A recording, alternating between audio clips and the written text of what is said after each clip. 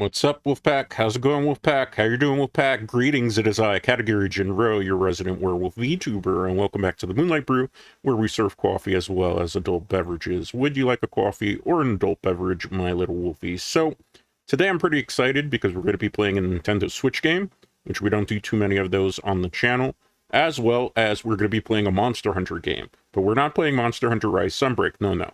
We're going to be playing Monster Hunter Generations Ultimate because it is one of the best Monster Hunter games that is available on the Nintendo Switch. It's basically like an anthology type of game where you have tons of monsters from the previous entries from Monster Hunter all the way to Monster Hunter 4 Ultimate, as well as some new monsters. Not every monster returns from every previous game, but it has a very impressive roster. So let's get into things because I am running a little bit not so much pressed at time, but we have a lot of stuff to cover and we only got 2 hours to do it in Wolfies. So here we go.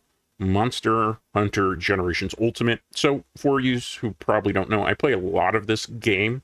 I've been playing it obviously since Monster Hunter Generations. I started with Monster Hunter 4U. That's when I started playing Monster Hunter. So I'm just going to play my character as it is. So we have 369 hours in the Ultimate version with 383 Hunter rank. There's no Master rank in this game. Back then, it was called G rank. So what I'm going to do is, first off, I'm going to set up the build I'm going to be using today. We're mostly going to be using a metagame set. So I'm thinking we're probably going to play the Joe Cena armor, which is basically GX Cena pieces of Shogun Senator mixed in with Azurant pieces. Azurant pieces, for those of you who probably are not familiar with all the names, is basically the GX version of the Savage Devil Joe armor. They're both G rank armors. They're a bit of a pain in the butt to unlock. I'm going to right now register a set because I was messing around with a longsword set. I don't have it maxed out yet because I need another Aqua Kata gem. That's basically the big dragon thing. I will fight it later on in the stream to end the stream off. In the beginning, what I'm thinking, we're going to do like some warm-ups with some high-rank monsters that are difficult. Then we're going to move over to high-rank event monsters. And then after we do some high-rank event monsters, we'll do G-rank monsters. And then we'll close out with Attila Khan, which is basically the last boss for the game. So I already threw that. That's the Josina longsword. I'm looking because I want to see here. I do have Josina, this one with the Magna Nova. But I have to fix it up a little bit because, as you can see, I gemmed in incorrectly, so the sharpness has been taken away from that. I got to mitigate that. I have the Nest armor, Crimson Nest armor as it's called. Basically, that's where you use the Atalakar armor to abuse skills and gem slots, but mostly we're going to be using metagame. Everybody and their mother uses the Josina set. Oh, I just overwrit my Insect Glaive set. Give me a second. That's going to take a quick little second to fix up here. It's very easy because the only thing that's different with the set is the gems on the weapon. So let me find my Insect Glaive. I have quite a lot of them because I am mostly an Insect Glaive main. So let's get Absolute Ruiner Glaive, which is basically the Crimson Fatalis Glaive. Then from there, we're going to put the Tenderizer gem on it as soon as I find the glaive again. Now keep in mind, I got to remove it from here because it's on the longsword. There's not a lot of quality of life things that you're used to seeing in newer Monster Hunter games with this one, just because it's, you know, oh, hold on, let me make sure I want to see if I have to gem in Tenderizer. I'm pretty sure I do, but I want to double check. Yeah, I do have to. So right off the bat, this will give you sharpness +2 and razor sharp, which is very hard to get on the same set, which is why a lot of people use it. But the other thing that you can also do is you can gem into Critical Eye 3. Critical Eye 3 is pretty busted in the older games. Another thing that you could do if you have the gems, I don't have the gems because I haven't really been grinding. It's hard to find people in this day and age that play Monster Hunter Generations Ultimate online, is the fact that if I had some critical boost gems instead of Critical Eye 3, I would just put critical boost in, gemmed in, and we could have really OP damage output. But Critical Eye 3 should do more than enough damage output on G rank monsters, so it's not going to really make things super bad. Let's see here. Let me re-register the set here. This is like my main go-to for Insect Glaive, so we just want to overwrite it because I overwrite That, okay, so longsword's there. I have to delete a lot of those equipment sets because some of them are very low rank and high rank. Where way back in the day, and I don't necessarily need those things anymore. So we're going to talk to the quest girl up here. Thinking probably we'll start with a high rank 10 plus quest, which is basically what would be the very, very high end version of it. But let me check one other thing here. Nope, that's not what I was looking for. I don't have a hunter art equipped because remember I reset the equipment set. So what I'm going to do, we're going to go, nope, not on the quest board. That's for the cats, right? Yeah, I can't equip the hunter art from here. That's always a bit of a nuisance. I gotta go over to the box, so let's walk over here.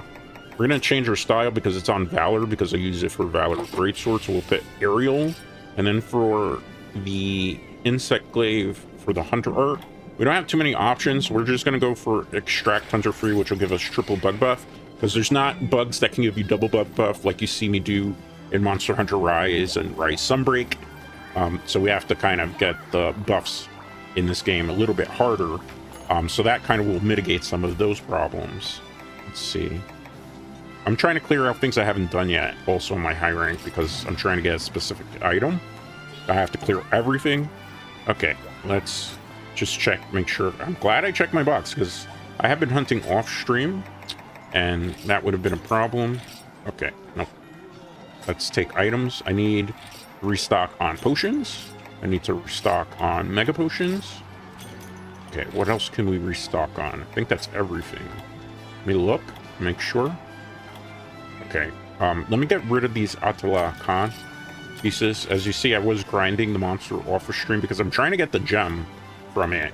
I feel like I have to do an event quest for it to get the highest drop rate, but the problem with the event quest is, unlike in Monster Hunter Rise Sunbreak and Monster Hunter World, the Hunter Hub lobbies, basically what would be considered master rank as well as high rank lobbies, like the multiplayer lobbies that you normally would do online, they don't scale down with your HP in older games. So the monster is always going to have 4 times the HP that it would normally have for a single player hunt. That's how it worked in older Monster Hunter games. That's why Monster Hunter old games, when you're trying to solo them, that's how you really get good at the game. I hate to say it, but that's how really you do it, by playing solo, because in solo Monster Hunter, even G rank and high rank, with having to deal with 4 times the HP, I'm talking about the multiplayer lobbies, not for like the regular story campaign. It can be quite a chance. So we're going to be fighting Rajang. I think it would be probably in our best interest to get attack up L with the Thunder Resistance at S. I don't need Thunder Resistance necessarily large. I could probably go for it, but it's not going to be necessarily necessary. Keep in mind, when I do start playing in this hunt, I am going to be incredibly rusty because the controls between Generations Ultimate to Sunbreak as well as World is much, much different in terms of the control scheme. There's a lot of things I can't do that I normally can do in Rise and World. Like, Rise and World players have it easy because they have infinite whetstones, as well as they can run and heal at the same time. In older Monster Hunter games, you didn't have that. When you healed, you stood in place, so it gives you a harder opportunity in terms of trying to heal in this game. On top of that, the game doesn't give you an automatic map. You don't know where the monster is. You're going to have to use paintball. Fortunately, I know where Rajang spawn in this map, because this is a map that was featured in Monster Hunter 4 Ultimate. That was its first appearance. So there's maps for Monster Hunter 4U here, from Portable Free, as well as Monster Hunter Free Ultimate. There's a lot of monsters from different games, a lot of maps too. Rajang, okay, cool. He was from Frontier, if I remember correctly. He's in all the games too. He's my favorite monster. I was actually quite upset at the fact that Rajang didn't even make the top 10 for the Monster Hunter 20th anniversary. When I was looking it up, Rajang actually came in at like number 56, or if I wasn't mistaken, even 54. So I was really surprised by that. The top 10 list was pretty surprising too for me, because I was expecting that we were going to get like Rathalos in the top 10. I was thinking we were going to get Fatalis, like the Crimson one, for top 10. Instead, we got regular Fatalis that made it into the top 10. I was surprised that Alatreon, which we will be fighting a Generations version of Alatreon later on in the stream. Like I said, I'm going to be rusty in the beginning because I got to get used to Aerial and how to bug buff. So be patient with me. That's why I started out with some high rank quests as opposed to jumping right into G, because it's a big difference in terms of the control scheme and how the dodging and the hitboxes are less forgiving even in Generations Ultimate. Like, if you want to be better, honestly, at like Monster Hunter Rise Sunbreak, but more so Monster Hunter World Iceborne, I can't stress enough, go back and play Generations Ultimate, because when you play Generations Ultimate, it will teach you not to like hyperextend, which a lot of players in the newer games have a tendency to do. Not that there's anything necessarily wrong with that with these, right? Like, it's okay to overextend sometimes, as long as you don't put your teammates at disadvantage. Let's see, I'm trying to get the mount. We would have got a mount off there had the monster not just like pulled backwards there, so let's try to go. If I want to get the triple bug buff, I have to actually get the yellow buff off the Rajang's back, which is going to be a bit of a challenge, to say the very least. So we're going to have to just kind of go with double buff for the moment. My insect, the consect that I have right now, is the evade extender bug. Back in Generations Ultimate, Generations, the regular version of the game, as well as Monster Hunter 4 Ultimate, where that's the first time that Insect Clave made it into a Monster Hunter game. Insect evade extender bugs were all the hype, because they would just give you a longer time in what's called Golden Man, which is when you have the triple bug buffs. They obviously did away. The bug is still available in Sunbreak, right? And it's even still available in World, but it doesn't have like the extra buff extenders. Instead, what they did is they took out that ability, and what they did in the newer games is they put in a skill called Power Prolonger, right? So Power Prolonger is basically what would have normally been what the bug did, right? For effect extender. So it was interesting how they kind of changed it up to kind of streamline it. But like, I'll be honest with you, I don't see too many Insect Glaive builds in particularly Rise Sunbreak running. That was another kind of a nuisance in the older games, because if you fight the monster by the edge, the monster obviously doesn't follow you because the map loads in different areas. So we're going to take this opportunity as a silver lining. I can't get hit by that because he's going to try to paralyze me, to heal up a bit, and then we'll go fight Rajang some more. It's going to take a while for me to really get the feel for it, probably about 2 high rank hunts. The next one we're going to go into is a much harder one for certain. Kind of. We'll see. All right. Gotta try to get the white buff by his legs, which is going to be a bit of a challenge here. Let's see. Ooh, I got ground pound. You see how the hitboxes are a little bit harder? Gotta watch out for this move, because he really homes in here. He does it a lot more. Okay, we got the mount here. Now, this is something that's been taken out of the Sunbreak game, as well as Rise.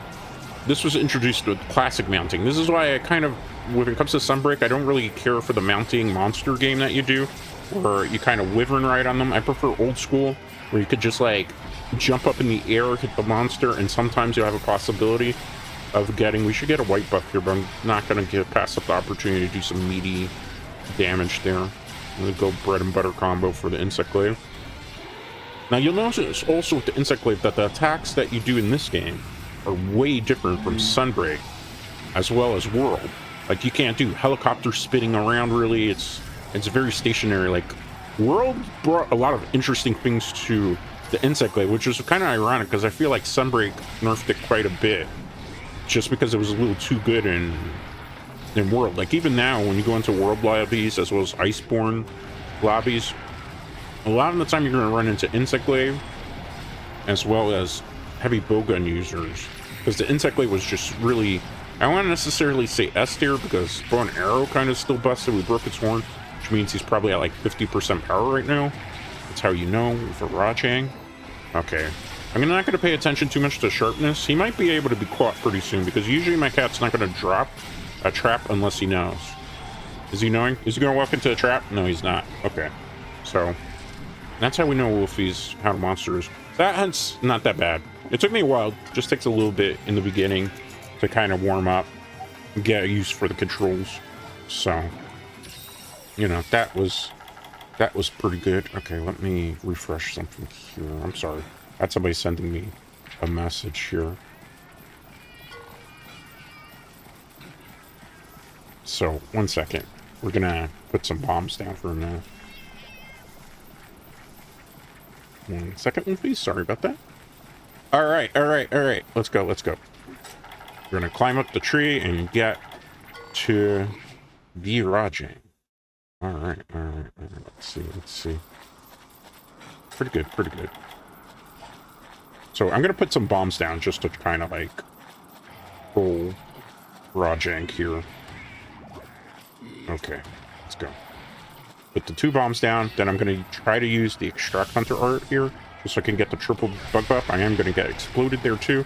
The other thing that you're gonna notice in classic Monster Hunter games is there's no damage indicator number, so it's not like I can turn it on. That was something that they did in newer games, so you never really knew how much damage you were doing. I kind of preferred it this way, just because I feel like the numbers kind of detract from the cinematic feel of Monster Hunter, which, you know, I know World introduced it, and Sunbreak for a while on the channel in my previous.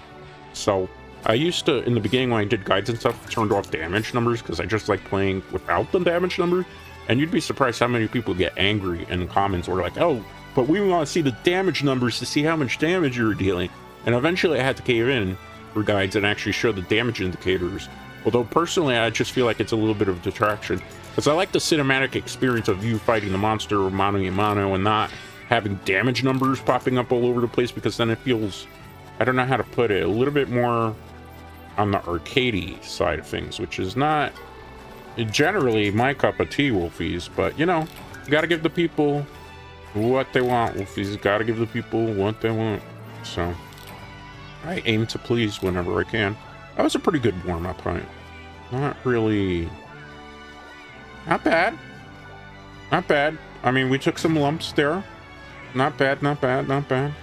We took some lumps. We took them like a good werewolf VTuber would. I don't need really any of these parts. If you saw my item box, like, I have hundreds and hundreds of parts, because I used to, as I mentioned before on stream, I used to be part of Monster Hunter meetup groups, right? I used to go and meet up with friends, actually, physically. I know, right? That's like unheard of, that people actually meet up to play video games in this day and age. But yeah, I used to meet up with people. I used to play, you know, local co-op in Monster Hunter Generations Ultimate, Generations, Monster Hunter 4U. I was fortunate in the city that I lived in. Were a lot of opportunities for gaming meetups. They still do them, but I'm kind of not part of that scene anymore because, as I mentioned previously in another stream, the problem with really gaming meetups is, like, and I ran a gaming meetup even at one point, is, you know, you have a lot of contrasting personalities, right? And sometimes contrasting personalities don't always necessarily get along, right? And there's nothing wrong with that necessarily, Wolfies, because you're not going to get along with everybody. But got to the point where, you know what, some people kind of were acting, unfortunately, a little bit childish, right? And for me personally, it was just like, yeah, you know, I don't want to be kind of like a babysitter. I don't have to tell people that are adults, like, hey, you two, get along, and, you know, we're just here to have fun. So I eventually just kind of dipped out of the scene.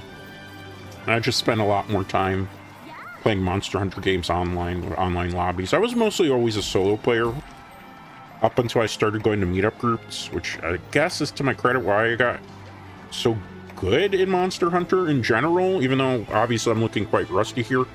Looking to see if there's anything hunt-wise that I would like to do at the moment on the list, because I did some of the bigger ones. This one, actually, you see that mark there? That's actually something that could be used for a storyline quest. I have to kind of clear it out.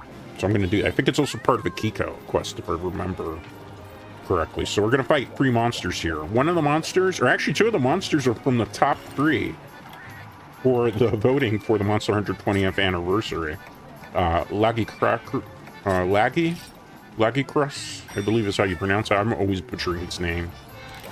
As well as an ogre. And then Malpheasant, I don't remember what it got. I think it was very low on the a tier list. I remember seeing the reveal for Malpheasant, and people were like so happy that we got an owl monster in Monster Hunter. But like, he's one of the more annoying monsters. He's a bit of a nuisance, personally. They're high rank monsters again. We're warming up a little bit in case you're just coming in with high rank monsters. Before then, I do some other type of monsters. We'll do like some G rank monsters, and then we'll close out with, you know, some big monster. I want to finish with Attila Khan, because I want to try to get the gem that I need so I can max out the longsword weapon that I'm trying to do. Hopefully I can get it done. None of the hunts I'm doing today are going to be online lobbies, because I'm trying to remember. I'm trying to get good again. in Generations Ultimate because, you know, it's something I want to continue to add to rotations. Again, I had to throw paintball at it because in this game, you don't automatically know where the monster's location is, as well as you don't have the map completely at your access. This is stuff that they added into later games to kind of make it easier for people, particularly Monster Hunter World. On top of that, when they did the type of stuff, Capcom and the Monster Hunter dev teams, they were just trying to make it game more accessible for casual players, because one of the problems is in very early on in Monster Hunter, like for Monster Hunter Generations, or not Generations, Monster Hunter 3 Ultimate and Monster Hunter 3, the game was known as being notoriously difficult, which it is because underwater is a crazy experiment. I would love to play Monster Hunter Monster Hunter 3 Ultimate, but the problem with that is I don't have the game available on my Wii because I never bought it on Wii, and I do have it on my 3DS, but unfortunately I do not have the technology to run Monster Hunter Generation or Monster Hunter 3 Ultimate on my 3DS because I don't have that type of capture card. And there is another way to do it, but I don't advocate piracy. I don't like to do that, so, you know, unfortunately we can't do that. On top of that, because obviously I'm a VTuber that has higher aspirations, I have to follow things the way corporate VTubers do, right? So corporate VTubers in particular are not allowed to use, obviously, you know, stuff that would be considered piracy, right? So I have to follow in suit. So unfortunately I cannot play Monster Hunter 3 Ultimate on stream unless I can find like a Nintendo Wii version of it. I don't have a Wii U, so like I can't play the Ultimate version because I'd have to buy a Wii U, and then I have a capture card for that, right? But the Wii U version, like, it's expensive, obviously, because there's something people said, like, there's, like, private lobbies that have been made for it, but it's, the point I'm getting at, Wolfies, is it would take a great deal of effort, a great deal of money, and a great deal of resources that the Moonlight Brew, unfortunately, doesn't have at the moment to be able to do Monster Hunter 3 Ultimate, as well as Monster Hunter 4 Ultimate would take way too much because it's only available on the 3DS. And again, having a capture card that would connect to my 3DS to be able to stream it on here for all of you, it's just too difficult. I know there's other ways around it. Again, I don't advocate pirate. We killed the Malfesto, or Malfeasant was his name? Yeah, Malfeasant.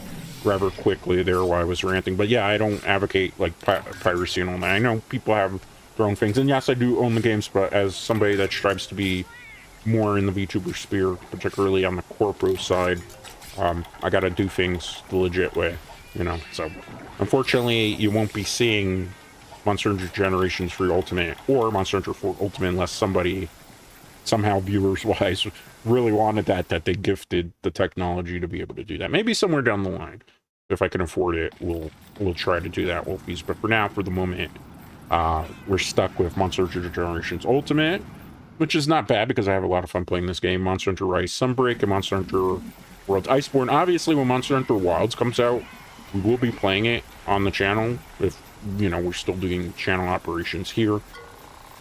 So that is the plan. I'm pretty sure, based on the rig that I have, as long as we don't run into any more hardware problems, because having to fix it again would be kind of a headache, right? Hopefully, we'll play some Monster Hunter Wilds when it comes out, but we got a long wait. Like, Wilds is not coming out till 2025, and we're still in 2024. I'm thinking it's probably going to be fall or summer, late August 2025 when we're going to see Wild. So we got Zenogre here. Zenogre's going to be pretty easy for the most part to take out. I am wearing my samurai outfit today, which is funny even though I'm not playing longsword.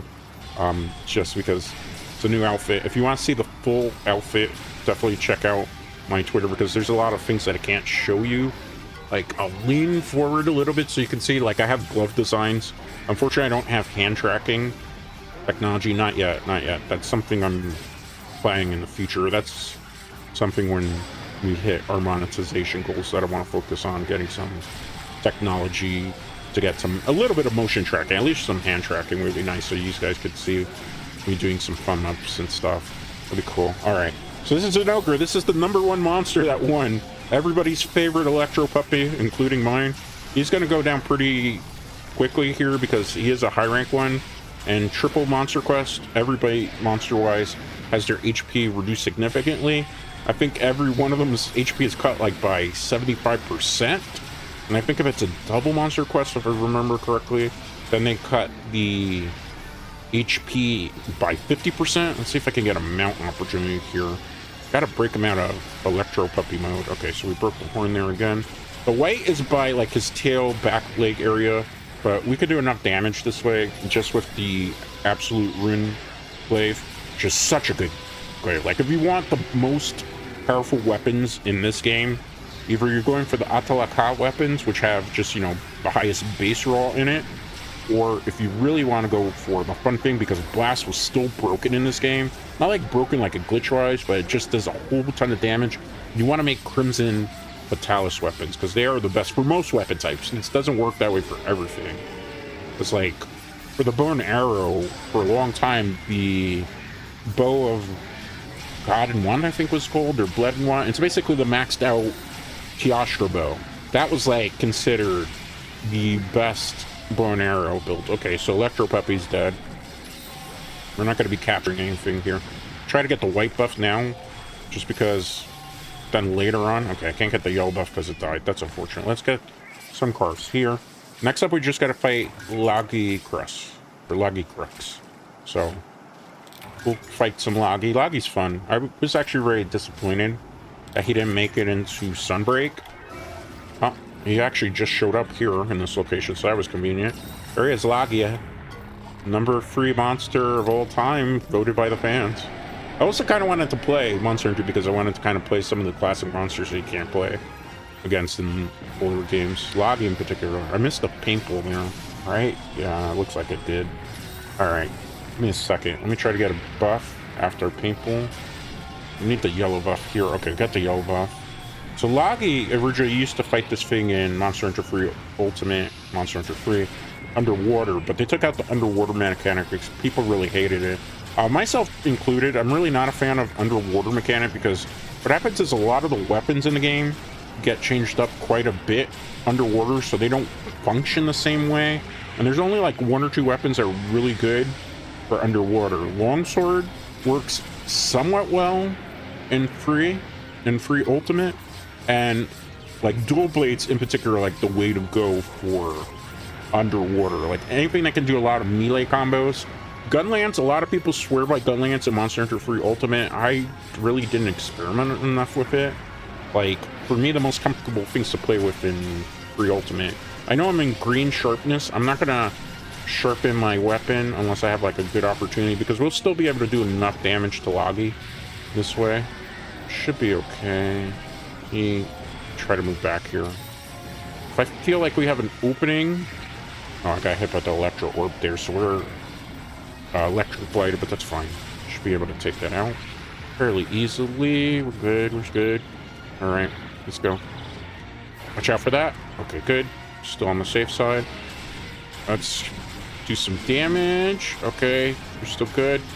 Still good. Okay, we got a trip there. That's nice. See if I can try to get a mount off here again. Okay, we broke his chest. Okay, see if I can get a buff there. Yellow and green buff, so we'll get health back.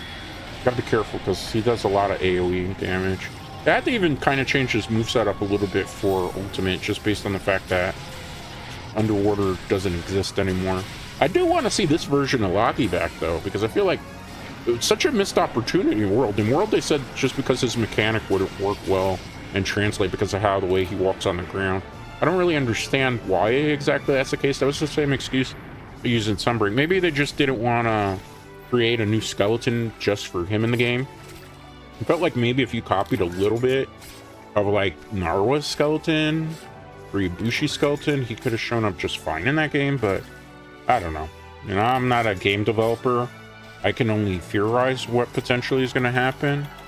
I don't know necessarily if, you know, what if they say is true or not. Who am I to like judge, right? So let's get the fist pumps going.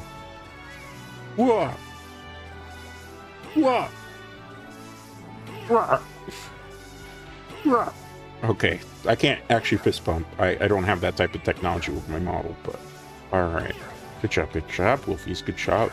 We're doing so well right now. Are you entertained? Are you having fun? Do you want another beer? Do you want another coffee? Perhaps you would like a cookie or a pound cake of some sort? Some nice yummy treats? Actually, I do need a little bit of hydration, Wolfie, so maybe I should take a sip of some tea that I have here. Give me 1 second.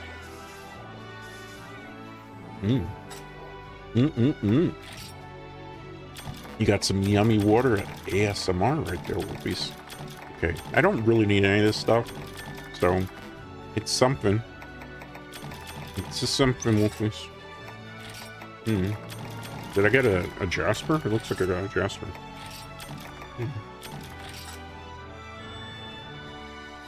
Alright, Wolfies, good job. I'm taking our sip. Nice, nice. Alright, 9-minute clear time, not bad for 3 monsters. Pandora's level 97, cats max out in this game at level 100, so in case you're wondering. So I'm trying to level up that cat. The cat's a healing cat. It plays a lot of doot-doots. It gives me a lot of heals. Doesn't really give me any back rubs, though. I'm a little disappointed by that. Alright. What do we got here? We got potions.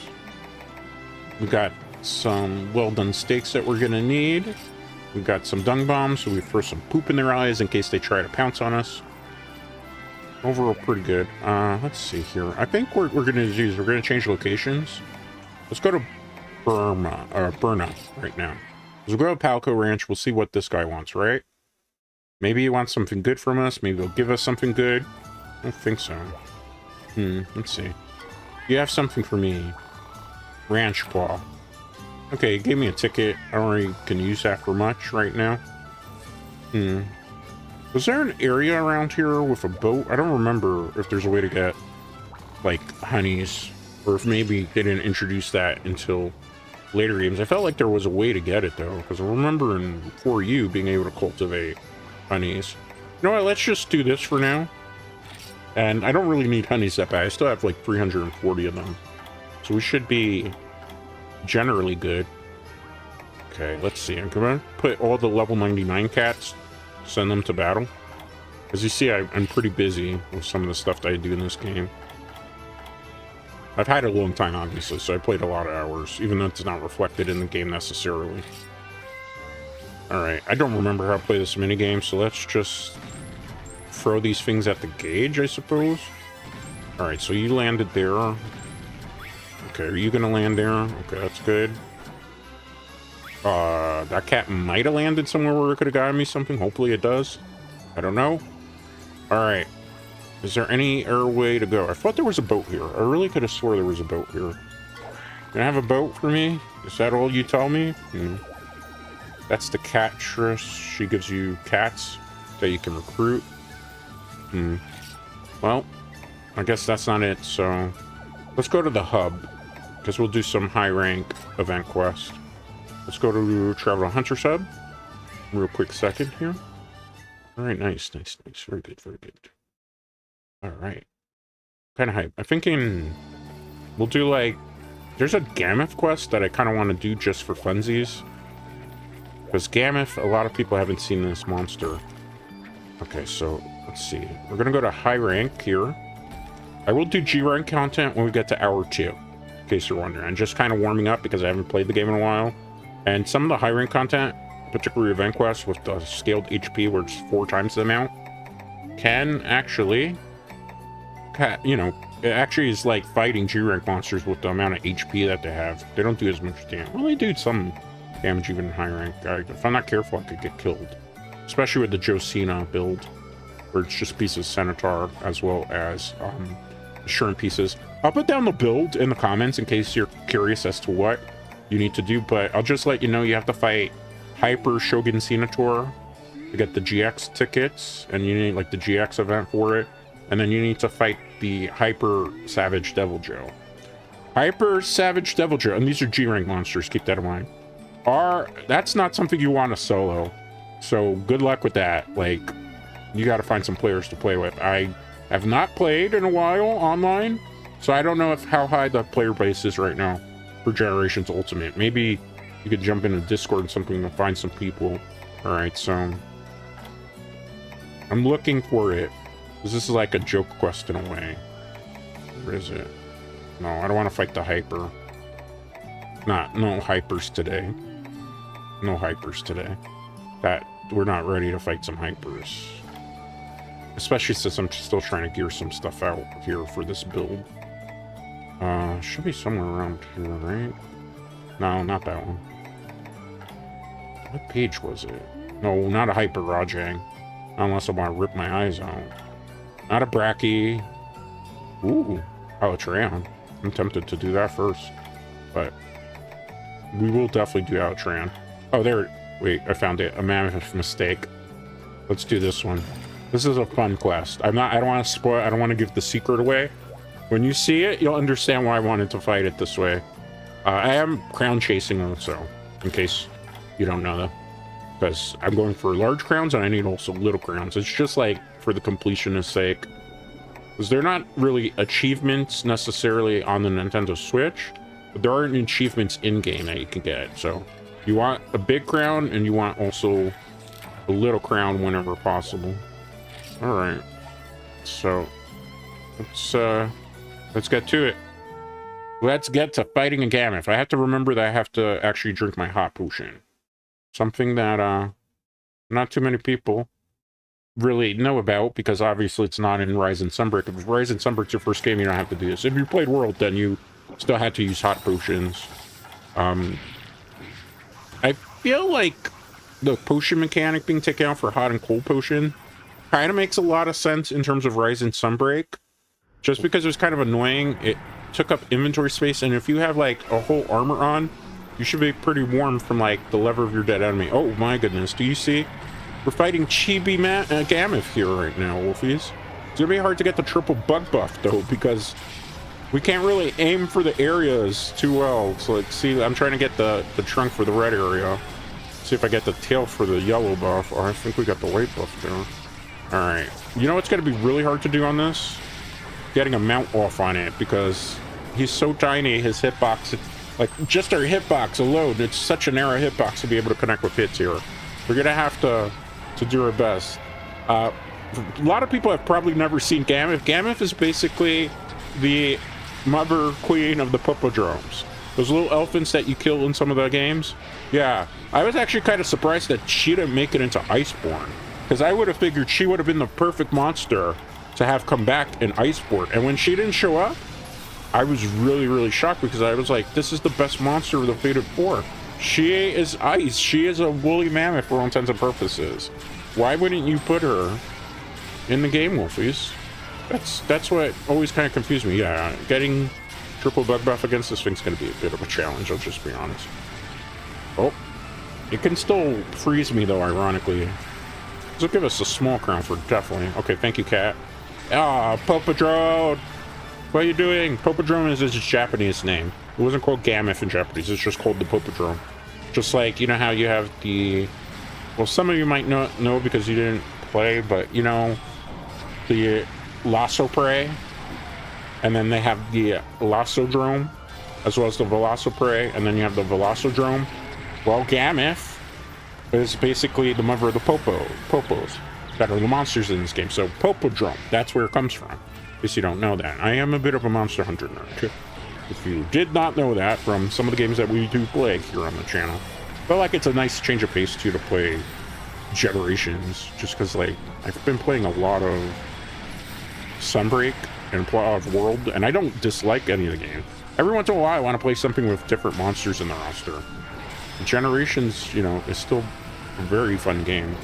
I don't know if I can solo Fatalis though in G rank armor. Not with an insect glaive, I don't think. I'm gonna have to try. Not today.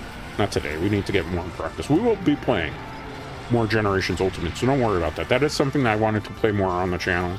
More Switch games in general too, because if we might gotta give the Nintendo Switch some roses. I mean, I don't think we're gonna have the Nintendo Switch too much longer. I think we got maybe one more year-ish, roughly, with the Switch, because we didn't get in the last direct announcement of the Switch 2 or whatever they're gonna call it. So if I had to take a guess, I think sometime in September, if we get a September Nintendo Direct or August Nintendo Direct, I think we're gonna get our first announcement about whatever the successor system is to the Nintendo Switch. I don't know if they're going to call it Switch 2. I don't know if it's even going to be handheld. Honestly, I prefer the Switch to kind of like be now what the Nintendo 3DS was to the DS, and what the DS was to the Game Boy, and it just stays like as a handheld system that can also be docked, and Nintendo makes like a full console version. But if the rumors are true, it's basically they're going to do another handheld system that allegedly has the graphics of a PS4. Now, I've talked about this before on stream movies when I used to do the Just Chatting streams, which I'm thinking of bringing back a Just Chatting stream for roughly around the month of April. I want to kind of, even if it's a smaller short form version of it. But what I'm thinking is, what I'm reading from leaks and stuff, alleged leaks, you know, this is all rumors. This is not truth. We don't know yet. We won't really know until it's officially announced. But allegedly, Nintendo Switch 2, whatever it is going to basically be another handheld system that is running on par with a PS4 in terms of graphics. Now, I suppose it's great if you wanted to run a game like Batman Arkham Knight, which, as we know, on the Nintendo Switch currently, I don't have it on that version. I have Arkham Collection on the PC because I didn't think Switch was going to be able to handle Arkham Knight, which I was right. But yeah, Arkham Knight runs terribly on it, and it's not optimized. It's running at really poor frame rate, as opposed to other two games they run kind of fine. Obviously, they're going to run fine because, you know, the Switch, you know, is just like fine for those type of older games. But when you introduced anything with like PS4 graphics, which would be like, you know, Mortal Kombat 1, another prime example of a game that, like, if you bought it on the Switch, I don't know what you were thinking, because Switch can't handle PS4 games. The only reason that Switch is really able to run like Warframe is because the way Warframe is like coded and programmed, it's very easy to, not easy, but it's capable. Look at that thing, it's so cute. Look at the way it's running away from it. It's just hobbling around like wobble wobble wobble. That's so funny. Let me sharpen my weapon here when we have a moment with this. But yeah, you know, like, I don't know, it's just like when I saw Mortal Kombat trailer and they mentioned Nintendo Switch, I was like, I'm buying that Switch. I know that's not gonna run right. Like, I have Plants vs. Zombies Battle for the Neighborhood, or Neighborville as it's called, on the Switch, right? Because at the time I didn't have my PC, and I played most of my games on Switch. I bought the game, and even I saw from, in terms of what they had to do with it graphically to get it to run, that, yeah, it just looked, it runs in terms of frame rate and stuff fine for a Nintendo Switch game, but they had to really cut corners a lot graphically. Graphically, it kind of looks terrible. You might get some Battle for the Neighborville streams in the future too, because like I said, I'm gonna add a lot more variety onto the channel with some kind of mainstays here and there. But yeah, it runs bad. Then when you look at something like Hello Neighbor, which isn't even graphically that, you know, heavy of a game to really run, right? I have Hello Neighbor on the Switch. I actually never finished it, just because that game's really confusing. First of all, I don't understand how to get out of them. I think I'm like on the third chapter of 4, if I remember correctly, and I'm like lost. Everything's just way too archaic in that game. I don't want to cheat to kind of figure out how to do things. Popodrome is actually giving us a run for money. Keep in mind this monster, wow, I say that and I kill it, right? Oh, this is 2. It had 4 times the HP that it would have had normally, because in multiplayer lobbies, as well as the multiplayer event lobbies, monsters are not scaled to 1 player. They're scaled to 4 in older Monster Hunter games. So it's a bit of a challenge, right? That's why I feel bad for people who are playing like Monster Hunter 4 Ultimate on 3DS, a Monster Hunter Generations Ultimate, now that the online for 3DS is dead too. Because like some of those quests, you can solo them, but it takes a lot of luck, and you need a lot of endgame builds.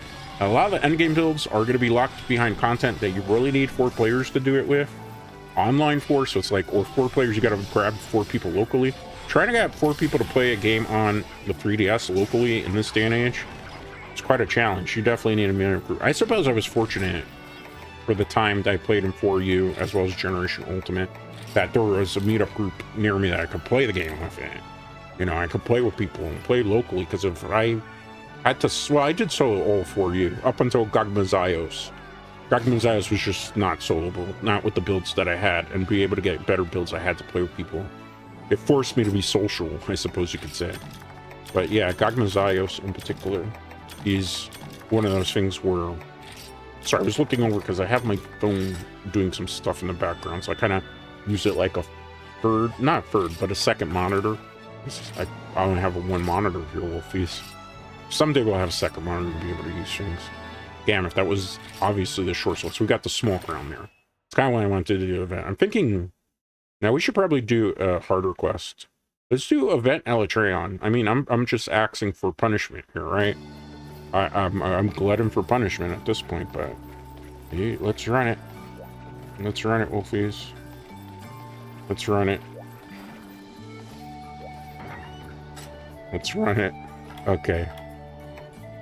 Let's do it to our deaths right now. But before we do that, we are gonna have to get some heal items, everything here.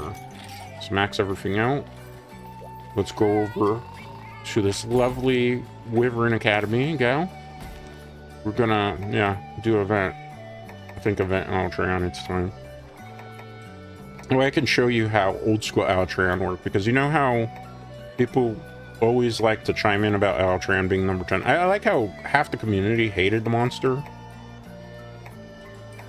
particularly for the way it's featured in Monster Hunter World Iceborne, and yet it still made the top 10 list. So I want to show you old school Elytreon here.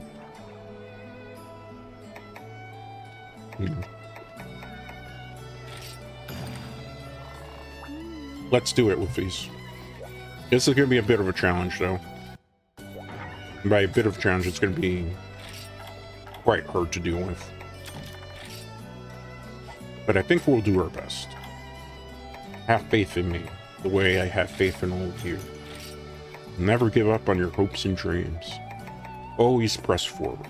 And when people tell you you can't do something, prove them wrong, Wolfies. Don't listen to your haters. Just continue to push forward for your dreams. Alright. Let's get to killing this monster, but first we are going to have to eat. You know, the only type of food they serve at this particular place is just like fondue type of meals. Alright, so for Elytreon, he is a dragon, but he does shift elements. So let's use this one for the fire, because he shifts through fire quite a bit. That's like his mainstay. Do I have an insurance that I can eat for here? I would prefer to eat for insurance. Oh, I see it. Yeah, because we might cart. I'm gonna try my best not to cart, but this monster's tough, and it's got 4 times the HP it would normally have on a high rank quest. Alright. And the other thing is, with the Josina armor, all your resistances are negative. So like, you get the best skills and ability to gem in stuff, but it comes at the price of really bad resistances. So that's something that we gotta keep an eye on. I don't remember if I have to drink a cool potion here. I'm gonna do it for the sake of argument, because I don't know if it's a volcano area. I thought it was a volcano area. We're gonna get some cool potions back. I'm gonna take everything here, just because we're gonna need literally everything in this box to be able to press forward. All right. Here we go, Wolfies. Are you ready? The music is going to be pretty eerie here. Okay. Getting a yellow buff on this is going to be a pain, because to get a yellow buff, we have to hit it directly in the chest. And he moves around a lot. Let's see if we get the red buff. The white buff would be in the wing area. It's going to be kind of tough to maneuver. Okay, apparently you can get in the tail area as well. Alright. Let's try to get him mounted as quickly as possible, because we got to focus on the horn. He does not have elemental check like he does in World. Like, I was very confused with the World version of Elytreon, because it's like, do the elemental check, and it's... I understand why they did it, because they wanted to try to teach people that elemental damage did more starting in World, and then, well, Elytreon's not in Sunbreak. I was actually surprised by that. I thought at the end of Sunbreak we were gonna get Elytreon. I was very surprised we got Amatsu, though. I was very shocked we didn't get any Fatalis monster in the game. I was also shocked that we never got actually a true offspring of Nara and Ibushi. I know we kind of killed All Mother while she was kind of like pregnant with eggs. It would have been kind of cool in the story if maybe one of her eggs had survived, one of her offspring, and then becomes a dragon of some sort, and that's maybe how they gave birth to like Amatsu. I would have been fine if that's how Amatsu came back, but no, that was not the case. Instead, like the true end monsters, like it's supposed to be Amatsu, but then thanks to leakers who implied about Primordial Malzano, finally it got wheeled into existence, because there was a time when Primordial Malzano was not supposed to be a final monster, and it was going to be just Amatsu. I feel like Primordial Malzeno is the better monster to kind of cap out on, because although Amatsu is cool and controls the elements and it's like responsible for destroying a big part of the world, like just Primordial Malzeno and just the storyline behind it of him actually really was truly a hero, is just being corrupted by the Curio and eventually fights to overcome the Curio to come back to its regular form. Like, that's just an amazing story. If you didn't play Sunbreak, I'm sorry I spoiled it, but the game has been out quite a while anyway, Wolfies. So, you know, at this point, is it really a spoiler if it's been out for a year plus?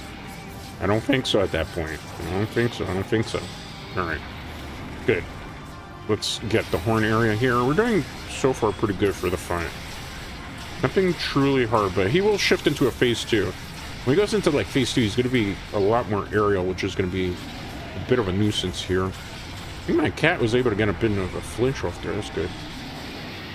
He's going to electro mode. This is where things start getting rough. Let's see. We've got to pace ourselves here, Wolfie. Gotta be careful, because electric is like one of my major weaknesses with the Josina armor. Again, in the description, I have a build for you in case you're curious how you make this. I will say, to effectively run this build though, minimum, you're gonna need a Tenderizer 5 charm with 3 slots. If you don't have that, you're not gonna be able to take this build to its maximum potential. And charm farming in this game, if you thought it was just RNG based in like Rise, or like it was hard in, well, we don't really have charms in World, you have to craft them.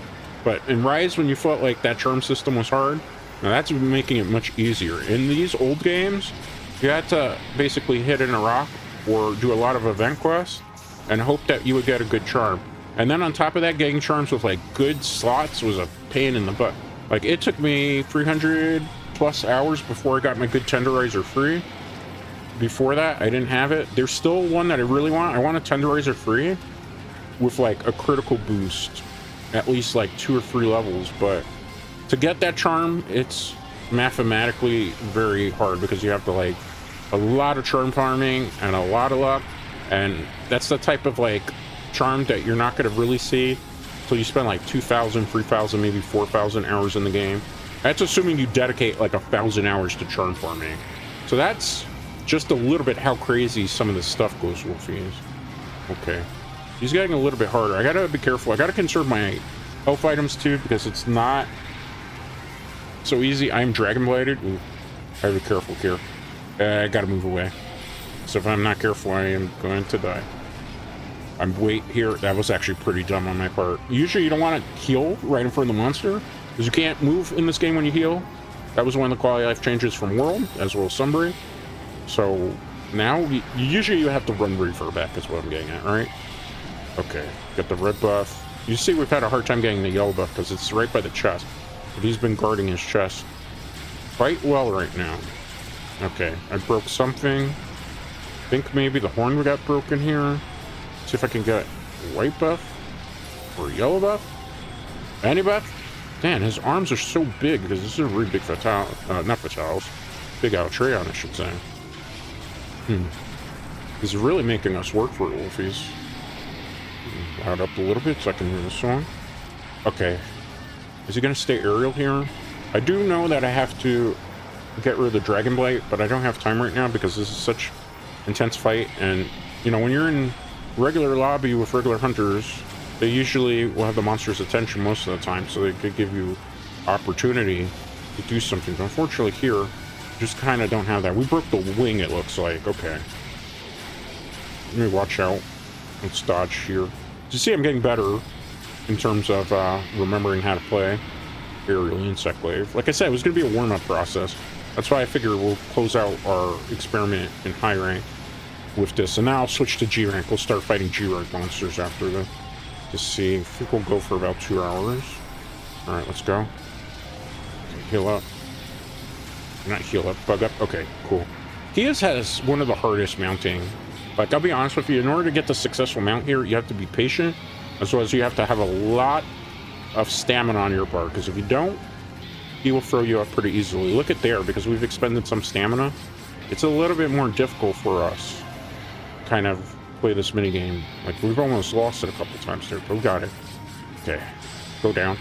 Alright, we're by the horn, so we're going to target the horn. Let's try to break it, because we need to get a Sky Piercer for horn breaks, if I remember correctly. We could break the second horn. I don't remember if this is what means. Oh, we got the break there. I was like, I know we didn't get the second horn, you know, we just got one. Alright, he's going to be pretty angry. But the good thing is he's not going to do as much damage because his horn's broken. If I can get the tail here, we'll please get a good opportunity here. My weapon, I need to sharpen it. Now we're going to start bouncing. Green sharpness in an Alatreon hunt. Not exactly what I see. See if I can eventually move back here. I don't think we're gonna... Oh, we cut the tail. Okay. We broke a lot of his parts here, so when we do eventually, if we do kill it, get to the end game screen, we're gonna have a lot of good materials that we got from part breaks, hopefully. Let's wait on it. Okay. Okay. Camera angle kind of played us there. It's fine. I'm keeping an eye also on the top left corner where you see the triple circular things I have. That means I'm in bug buff. Thank you, Evade. Not Evade extender, but regular bug extender here. Or effect extender. I'm gonna get hit by that? No? We cheated the game there, because I should have gotten hit by that, because this is such a big Alatreon. We were able to sneak under its mouth, so we would get beamed by it. Good thing is we cut his tail too, so I can't really do the tail swipe as effectively. I'm expected to run out of my bug buff pretty soon. Are you going to phase 2 yet? If he stays aerial, that's how we know he's in phase 2. Let me use that opportunity to sharpen. Oh, thank goodness. Somebody took the hit. Maybe the cat? Maybe we got lucky there? Alright. Because if we were with green sharpness, that's not the way to go.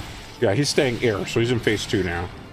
This is where he becomes annoying, because, like, either you have to go under his legs, or you gotta hope that you get a well-timed volt wall. Ow! He knew what I was thinking. He read me like a book. Am I really that transparent to you, Alatreon? Perhaps I am. Bug buff is over. Now it's gonna be hard, because he's up in the air to get it. The triple one. We could use the extractor thing, but we have to get really lucky and hope it stays still. Let's see. Tail? I missed it there. Okay. I don't want to waste too much time while he's standing still. Let's try. A mount right now would be probably the best thing we could do here. Because that's the only way I could do damage. That and... Because I don't even have the full combo because I can't get triple buck or we're going to get hit. Meaty damage here. I need my cats to play some more dudes for heals. Can you get the yellow buff, please? I'm trying to aim for the chest. Cooling effect has worn off. Does that affect our health? Yeah, it does. I'll do the cooling potion when I have a moment. I can't do it in the heat of battle right now. Uh-oh. Uh-oh, uh-oh. Ow. This is where it's going to get rough. He's getting way more aggro, and he's doing way more damage. Okay. Not bad, not bad. Let's hang in there, Wolfies. Okay. What are we doing? What are we doing? What are we doing? Ah, that was foolish on my part. I don't know what I was thinking. I thought maybe it was going to be with the cat's attention. Oh, God. Let me get unstunned here. I have to use a Starcaster, because if I stay there, what's going to happen is I'm guaranteed to have a death. And I've got so many different things wrong with me at the moment. Can I sleep here? They're not going to let me take a siesta? No siesta for me? All right, fine. So let's eat, first of all, for stamina. So I ate a well-done steak there. Next up, we got to get rid of the dragonfly. Let's get rid of our heat, or increase our heat endurance, I should say. Okay. Let's heal up a bit. Gonna use some health items to restore our health wolfies so that we can be good. Ooh. This is a very, very intense hunt. Okay. Let's heal up. Alright, let's go. Back to the fight. Back to the fight, indeed. Take a quick swig while I have a moment.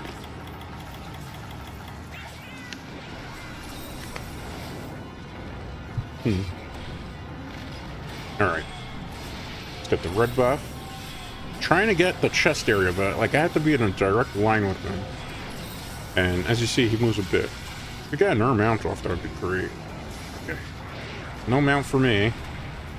At least he stayed mostly grounded for this part. Like, white buff I would settle for right now. We gotta be careful. He is definitely more angry. I believe Alatran's supposed to be a male dragon. I think it's originally in lore supposed to be kind of like... it's a black dragon, so it's in the classification of what a Fatalis is. Technically, Safijiva, I want to say, would have been a black dragon, but because it's red, I don't know if it's classified as an elder dragon. I don't... But I feel like it's supposed to be world's version of a black dragon. Because we have wolfies in world. What we have is we have who are our black dragons? Altreon, Fatalis, and that's it. Safijiva is like its own mutation type of dragon that kind of imitates what a black dragon would be, but it's called the red dragon, right? So it's in a class of its own, I suppose. It's its own type, but it's kind of on par, they say, with the power of a Fatalis. But suppose even against a Fatalis, it would bend its will to it, because I think Fatalis versus Safi. Safi can regenerate, right? But Fatalis, I think, would just straight up kill it. It would be interesting, really, Wolfies, to see who really would in a fight. Who do you think would win in a fight between Fatalis? This hunt is going to take, obviously, a lot longer because it is much harder content in terms of the game. Just because, and as well as having 4 times the HP because it's a multiplayer quest. Ouch. That thing just gave me the beats, Wolfies. Oh man, we're stunned. And a bad time to be stunned too, Wolfies. Very bad time for that to happen. Alright, let's see here. Can I get a hit off here? I need to heal, that's what I need to do. Music in this game too, like, you really feel the impending dread of Altran. Oh, come on, he's just camping in the volcano. The lava, I can't do anything when he's there. Are you gonna hit me? Oh, he trolled me. First he's like, you can't touch me. And then he's like, yeah, that's a nice heal you have there. It'd be a shame if I knocked you out of it. What's gonna happen? What's gonna... Got the white buff, so at least I got triple bug buff coming out. We'll be golden man for a while at least. I gotta really be careful. He's just staying aerial too, so it's like I gotta kind of like either vault up in the air or stay under his legs. The problem with staying under his legs is because anytime you like strike at the legs, he's gonna kind of strike right there. But you notice now he won't stay still. And flash bombs, I'd have to cue him up perfectly. Oh, I gotta get hit. Oof. It's a rough one. He's a very tough dragon. Let me move back here. Oh, I'm healing in fire. That just doesn't seem like a good idea. I might have to use a... Oh, crap. Crap. Alright. Let's get a max potion going. I need all my health back. We're water blighted right now, which means our stamina drains quicker. That's kind of annoying, especially when I need as much stamina as possible. You just tail wipe me without even having the tail. Let's dodge as best as we can here. He's definitely in like phase 2 of his fight.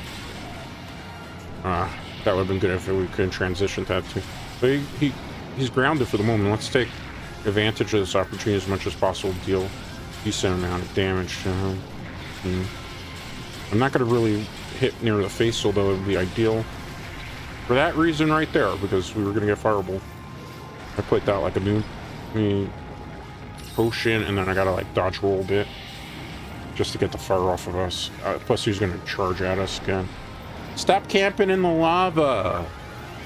He just refuses to fight me fair. Okay.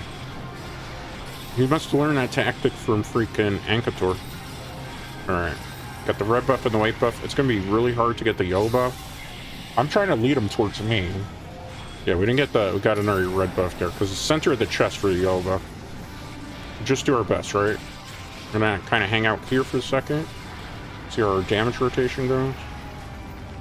Okay. Into the lava again you go. Fight me like an actual real black dragon, you coward. Fight me. I'm just trying to run back into the lava. That ray of sunshine, right? Isn't he a peach? See if I could get the yellow buff. Oh, he lowered his head. I would have been a yellow buff had he not lowered his head. It's fine. It's fine. We're gonna have to take it. Whatever the game gives to us at this point. Not that though. Ah, frozen, frozen, frozen. Let it go, right? Oh, again? Wow, man. Altreon, tell you, he's hard. He's very, very hard. It's not something that you do very easily, Wolfies. Alright. I'm trying to... And this is the high rank one. Imagine if I did this just with the G rank version. It would be pretty bad. I know I have to retarget him. As I see the ZRL, I clicked out of it. I'll do that when I have a moment. Let's heal up. Let the kitty cats deal with him for a bit. Operation Kitty Shield, I suppose? Alright. Oh, no. So, you know how he has Escalation Judgment in World? This is basically his attack. It's not the same. It's just like a whole bunch of AoE. So it's kind of funny how they changed it up in World / Iceborne to give him like Escalation Judgment with that type of attack. Okay, let's go. Got the red buff. I need yellow buff. Okay, I got the yellow buff. Just barely caught the tail in there. I need white buff. White buff, I'm going to need to go for his wings to be able to get it. Or I got a mount. Let's see. Oh, the way he started this mount, I think he's close to death. I'm pretty sure 1 or 2 more lumps. Probably, if we hit him in the head after, if we get this mount successful, should be enough to clutch him, I think. We'll have to see, Wolfies. That's only assuming we don't fail the mount. Okay, good.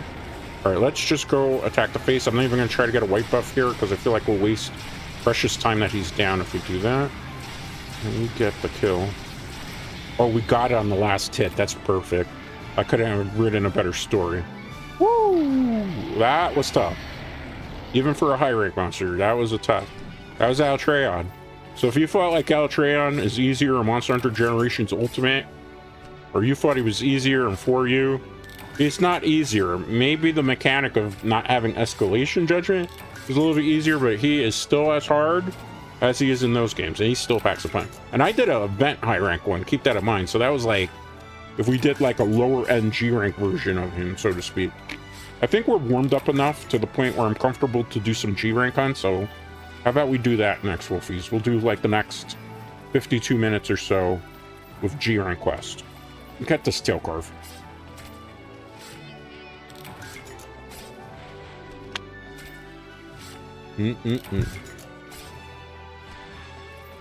Would you like another coffee or adult beverage, perhaps, Wolfies? Yep. Do you want another adult beverage? I am unfortunately not drinking one today. It's still way too early for your Moonlight Brewmaster to have an adult beverage, Wolfies. What'd you get? Ooh, look at that. It was worth doing the event quest. Got a Azure Dragon Spire. That's basically stuff that you need for endgame weapons. And endgame armors as well, so I paid to do that. I also got Sky Piercers because we did break both of the horns. For praise. It's a terrible charm. We're just gonna sell that out. We get a level up here? Or a cat level up? Hunter rank 384. I don't have Hunter rank 999 because even back then, as much as I love the franchise, I didn't know life it, you know, our responsibilities and all that jazz. I couldn't play Monster Hunter 24/7. I know that's a little crazy concept for some Wolfies, but you know, you get older, you don't have as much time to grind and do stuff. Just part of being old. Alright, so let's send these here. Okay, good. Alright, let's leave this hub area. Just check this person here a quick second. Who are you? What do you want? Oh, we could get free monster parts by sending the hunters. I remember that. And the better guild cards you have, the better hunters you have. Who's this? No, let's not do that. Are you part of them? No. You're the hunter. You just hang out here and do nothing while I do all the work of the hunts. Fine. Be like that. I don't need the extra help anyway. I'm not salty. Not salty at all. He's just a jerk. He doesn't want to help save the world. Leave it all on the Yoroshi Wolfies, I suppose. Let's get our health items back. Dust of life. We're gonna need a couple things here. Whetstone. Let's go well done steak. Full drink. Fat drink. Let's get regular potions. Let's get mega potions. Let's get some poop. So we can throw poop in their eyes. We'll just call it pocket sand, right? Okay. Let's get max potion. We're all good to go. Should we do another hunt here? Let me think. Take a look at the quest list and see if there's something interesting. Was there a high rank Fatalis? I don't remember. Let's look through the quest list and see if we find something. If not, I think it's onto G rank monsters. Tiastra. I don't really get anything worthwhile fighting that Tiastra. 2 Astalos. It's not really good. Kushala. Hyper Devil Joe. I don't really need as you see because I have the best Devil Joe pieces in the game for my armor build. That wouldn't help. Hyper Goldland and Silver Los. No. We did the Altreon. We did the Camilla. Oh, we didn't do those. No, I guess there is no Fatalis because Fatalis would be right around here. Ah, that's unfortunate. Well, I guess we could go to G rank. Let me see. I'm just want to go through. Oh, excuse me. I'm a little sleepy today. All right. Sorry, you got an extra yawn out of me. Let's see. Let's go back to G rank hub. Let's go sanatorium. Then we'll go into the G rank hub and start doing G rank quest. We got some time. We'll do like 2 or 3 G rank quests. Trying to close out. Last one will be Atalaka. 100% because I'm trying to get the gem. So look and also see if there was like a wyvern guy around. Because I remember there used to be somebody for like to get honeys to meld. But I don't remember where. My brain is a little bit foggy. If that was this game or it was only in 4U and then they reintroduced it in World and then Sunbreak. Maybe it was. I don't know. I always felt like there was an urgency in this game too, but it could be wrong. Could be wrong. Maybe I'm thinking differently. It's been a while since I played this game. I'm also like was getting lost. I was trying to find the G rank Hunters Pub. So we're basically in a bar here. Not the Moonlight Brew, but it'll do for now, right, Wolfies? It's a little bit empty in this pub though. Doesn't look like he has a lot of top shelf drinks either. You have a good endgame weapon. Maybe we should send you on a hunt. Where are you? Ankatar and Urgon. Yeah, I could use parts from you. Yeah.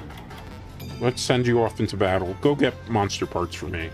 You may die in vain, and your sacrifice, well, it won't be in vain, I suppose. Okay, that's the little girl. Do you give anything interesting that I don't have? I think you only give a Dust of Lives, special permits, and pieces you need to transmog your armor. And privilege tickets that I don't remember what the privilege tickets do. I don't think we're going to necessarily need any privilege tickets, so I'm going to assume we're not going to do that. I'm just going to ignore it. Alright. Start with a double monster G rank quest, a very easy one, just to kind of warm up. Because these are going to be... Atalaka, it will be the last one I do for the day. We gotta warm up in G rank too, because the monsters will hit a lot harder. I am not going to do a Raging Brachytos, because I don't need his blast weapons. They're really not good. Yeah, like I was thinking the Fatalis, but I don't know, Wolfies. I'll try to do Fatalis later on. I have cleared all 3 of the Fatalises. Most of their armors don't really need. Crimson Fatalis really for the weapons. Like a white Fatalis, some people say for gunning armor, as well as just for greatsword, but I don't personally see it even with the GX Fatalis armor, which is the event one. What do we have here, Wolfies? We're gonna have to do our best here, Wolfies. Alright, so I did double Zoro's quest for now. A fun, nice little warm-up. Shouldn't take us more than 5 minutes realistically to be able to clear through this. Alright. Let's see, how are you all doing today, by the way? Have you had an amazing day? Did you go outside? Did you touch some grass? Maybe you didn't have grass to touch? Did you touch concrete? Did you touch sand? Do any of these actually touch sand? That'd be kind of cool, Wolfies. I know a lot of people like to touch sand. I haven't touched sand in probably like, I want to say like 2 summers now at this point. You know, I didn't personally get to touch concrete today. I almost did because I was going to do a bank run, but then I didn't have to go make that bank run then. So I didn't get my opportunity to touch concrete because I don't have that much grass to touch. I'll paintball it just for a holiday. Honestly, I don't think this Mazuros is really going to be able to get away from this. Let's get the red buff, white buffs in the tummy area. If I want the yellow buff, I have to basically go behind his tushy. His butt is where the yellow buff is. All right. Mazuros, I was kind of surprised. He's like almost in every Monster Hunter game. I'd be shocked if he's not in Wilds. It's like knockoff Winnie the Pooh, right? I got the mount. That's perfect because then I'll get the yellow buff when he's got his tushy up, right? Sticking out your gap for... What would you call me? You can't call me... I don't know.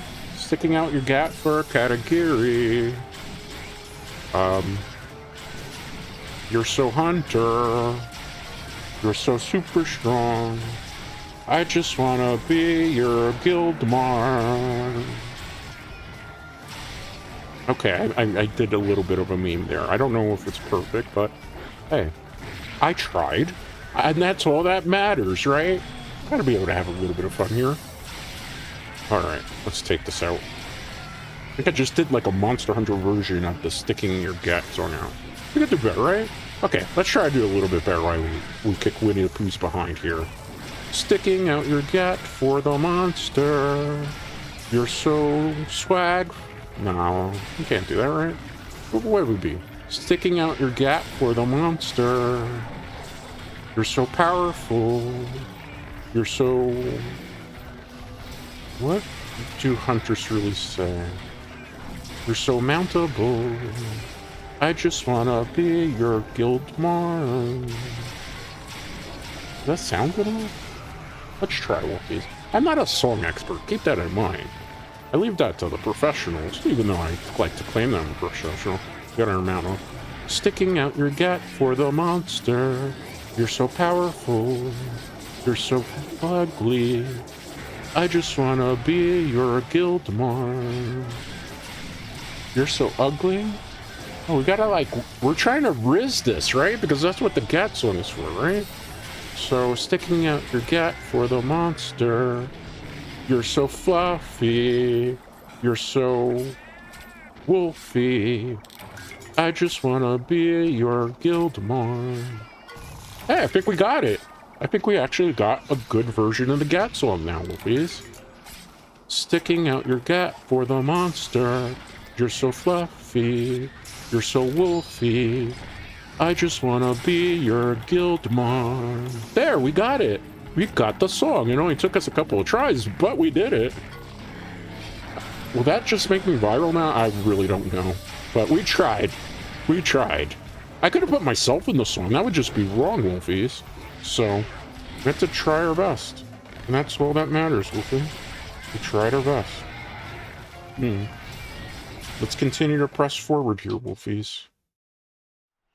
Gotta continue to keep trucking on. Give chase to the monster. Yeah, sometimes I can do. I'm not saying that I'm the best singer. Keep that in mind, wolfies. By no way, in general, am I saying that I am a good monster hunter like that. Alright, cool. Let's do this, wolfies. Okay, we got the yellow buff. Nice, nice, nice. Nice. Let's go. Rawr. Okay, cool. Let's go. Sweet, sweet, sweet, sweet, sweet, sweet. He's easy, even for G-Rank monster. Obviously, there's just a little bit of a warm-up. But, no, I haven't been able to really get... I didn't get to touch concrete. I'm not really cooking dinner, because I don't honestly have the time, because I do have paperwork after the stream, so keep that in mind. Everything that I'm going to be doing, too, is, like, I have like a frozen TV dinner. I know that's not the healthiest of food to be eating, wolfies.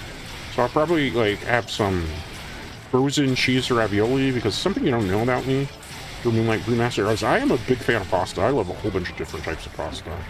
I do every so often like penne alla vodka.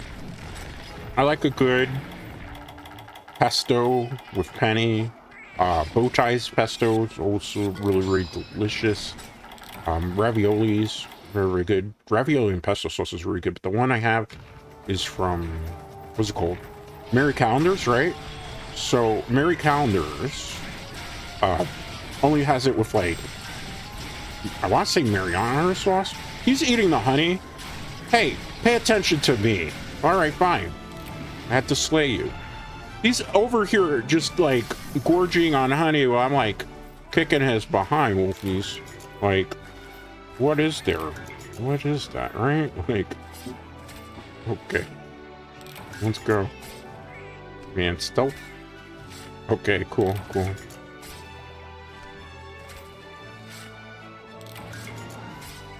Alright, we got decent carbs. I'm gonna also get some honey from there.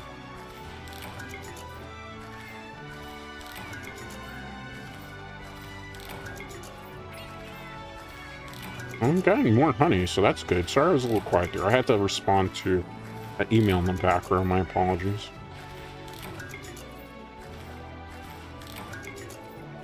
Okay, we're good. We're good in the hood. Alright. Let's see here. We got a lot of honey. Okay, nice. Sorry that I got a little quiet there. I had to respond to an email. Noshi's work is never done. Alright. Don't we look so cool? In case you're wondering why the armor itself doesn't look like the mixed armor, because I did also, with my GX pieces, make the Savage Devil Joe transmog, because I was like, if I'm going to use a Savage Devil Joe mix-up with Cenotar, it would look ugly, so I had to transmog it. I know there's some people that come up with other things, but I just kind of like the look of this, because it looks like Death incarnate. I could have also given it the Death Stench one, but I was like, nah. I just want the Devil Joe pieces, which it was quite a challenge to craft it all. But you know, it is what it is, Wolfies. Okay, maybe we'll do a capture quest. Although I have a tendency to hit monsters way too hard. Well, that person was in French. What does it say? I don't know. I don't understand French. Hoping it didn't say anything dirty. If it did, my apologies, because you gotta remember, back in Monster Hunter Generations Ultimate, Nintendo did their best to kind of censor stuff out, but if people are talking a different language on the English version, sometimes it doesn't, you know, really work out necessarily good for you. So, let's see here. Alright, cool. What do we got? What do we got? With this? What are we gonna do? I could do a quick capture quest. Should we do a Testacabra? Not to be confused with the Chupacabra. I really honestly believe that they made Tetsukabra just as a pun on the Chupacabra. I don't know if... Are you familiar with the story of the Chupacabra? Chupacabra was this, like, folklore monster that apparently in Puerto Rico, a whole bunch of, like, lambs, was it? Or goats were being killed. And they were having basically, like, the blood apparently just sucked dry from them. They weren't actually being eaten to death. So it was very, very confusing because, like, in Puerto Rico, like, they were trying to figure out what could possibly be doing this. Was it a human? Was it an animal?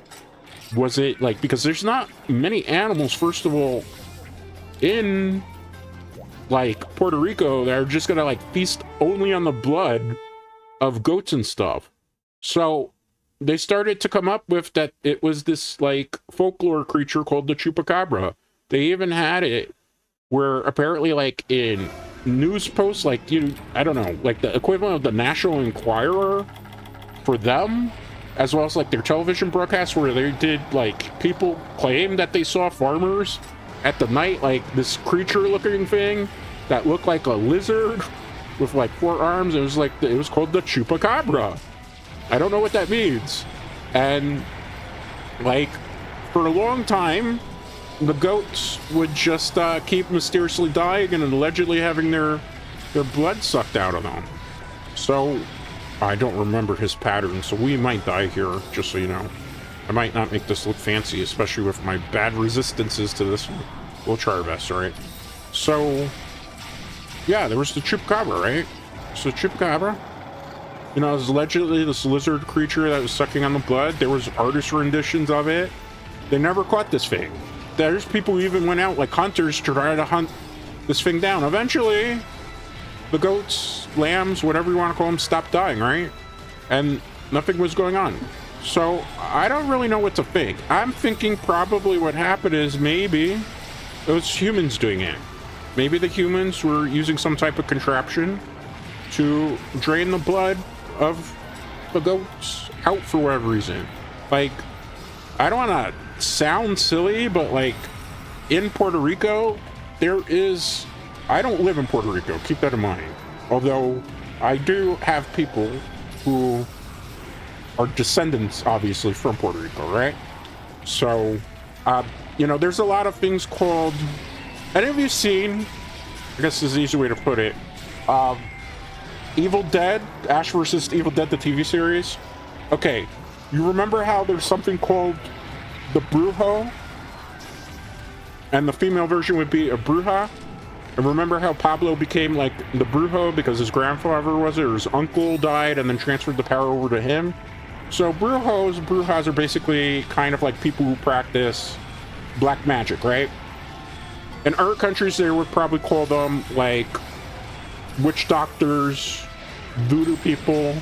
Not all of them are, obviously, as you saw with the Brujo in Ash vs. Evil Dead, necessarily people who use these powers, allegedly powers, because I don't really believe in witchcraft. If you do, hey, that's your prerogative.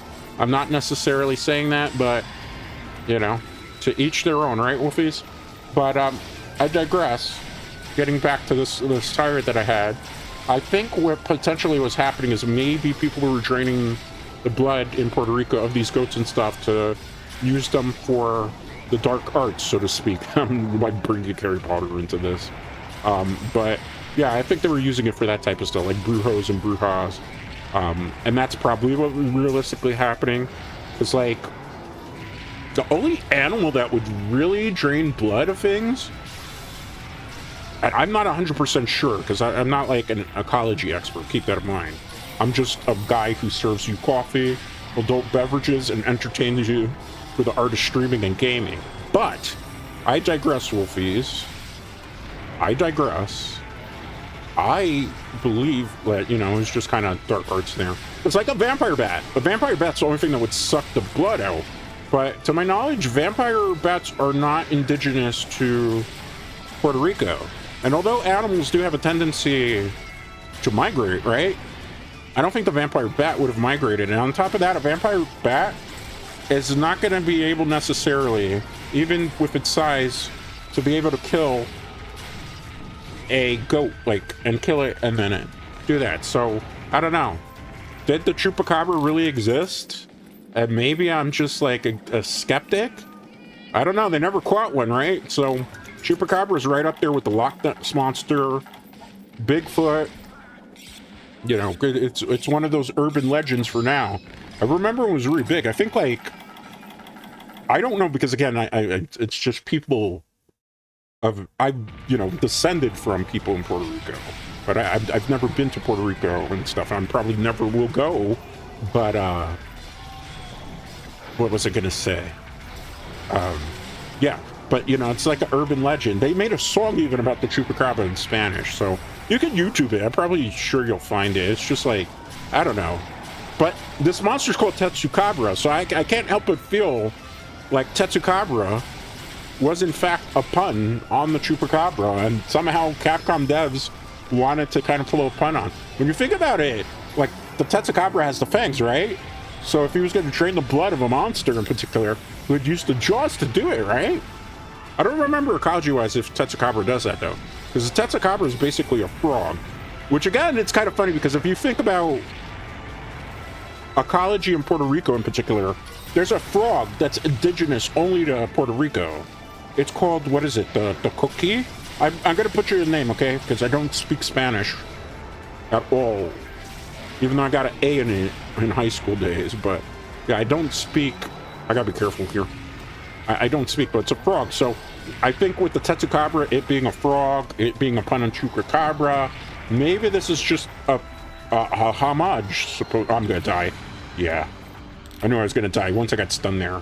He stun locked me into a well, we were eventually going to die. G-Rank is a pretty hard game, Wolfies. It's not by any standards easy, my little Wolfies. Not at all. Not at all. Not at all. But we're doing well, man. Okay. If at first you don't succeed, try again. And if you then don't succeed, lie down and cry. Because it's just not meant to be. You're not going to hit a home run, I suppose, or a home run. Always out of the park, Wolfies. That's just not what happens, Wolfies. Life isn't like that always, Wolfies. But you dust your shoulders and I'm tight and twisted today, apparently. You dust your shoulders. You get back on that horse if you have a horse, I suppose. And you keep trying, right? You fall on roller skates or ice skates, what you do? You dust your shoulders once again, and you get back up on it.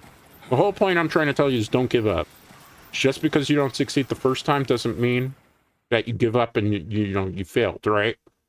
There's been plenty of times that I've done things and I've, not succeeded where I wanted to succeed necessarily.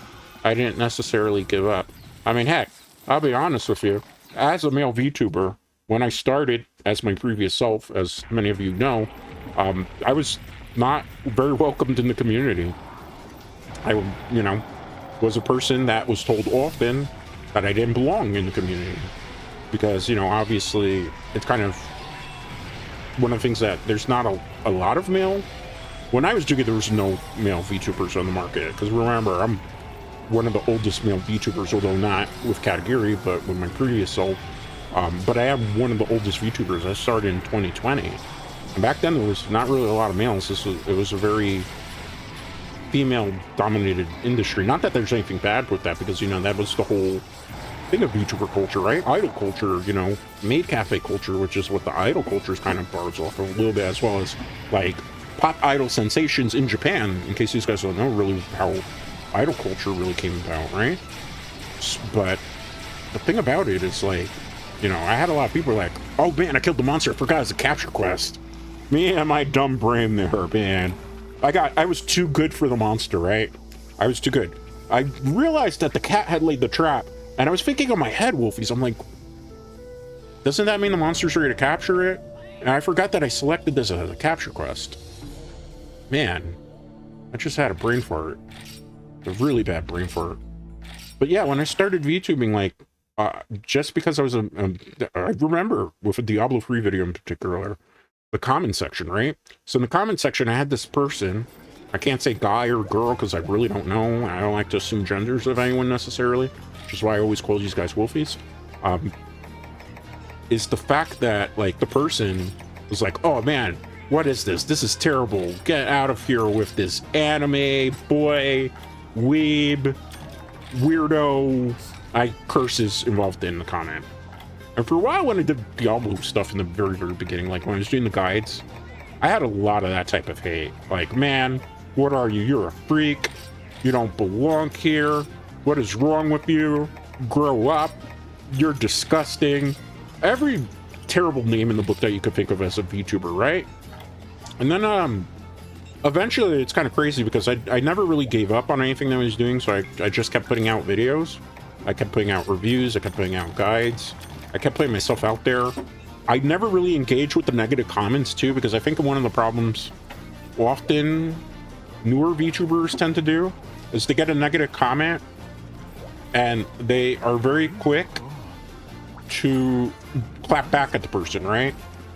I mean, I only will clap back if I think it's something very serious where I feel like super offended.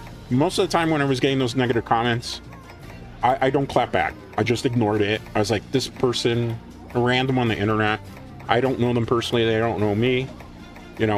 I get more hurt and offended by people I actually know that say mean things towards me, as opposed to people that I don't know. Because people that I don't know that say things to me, it's like, well, you don't know me personally, and I don't know you.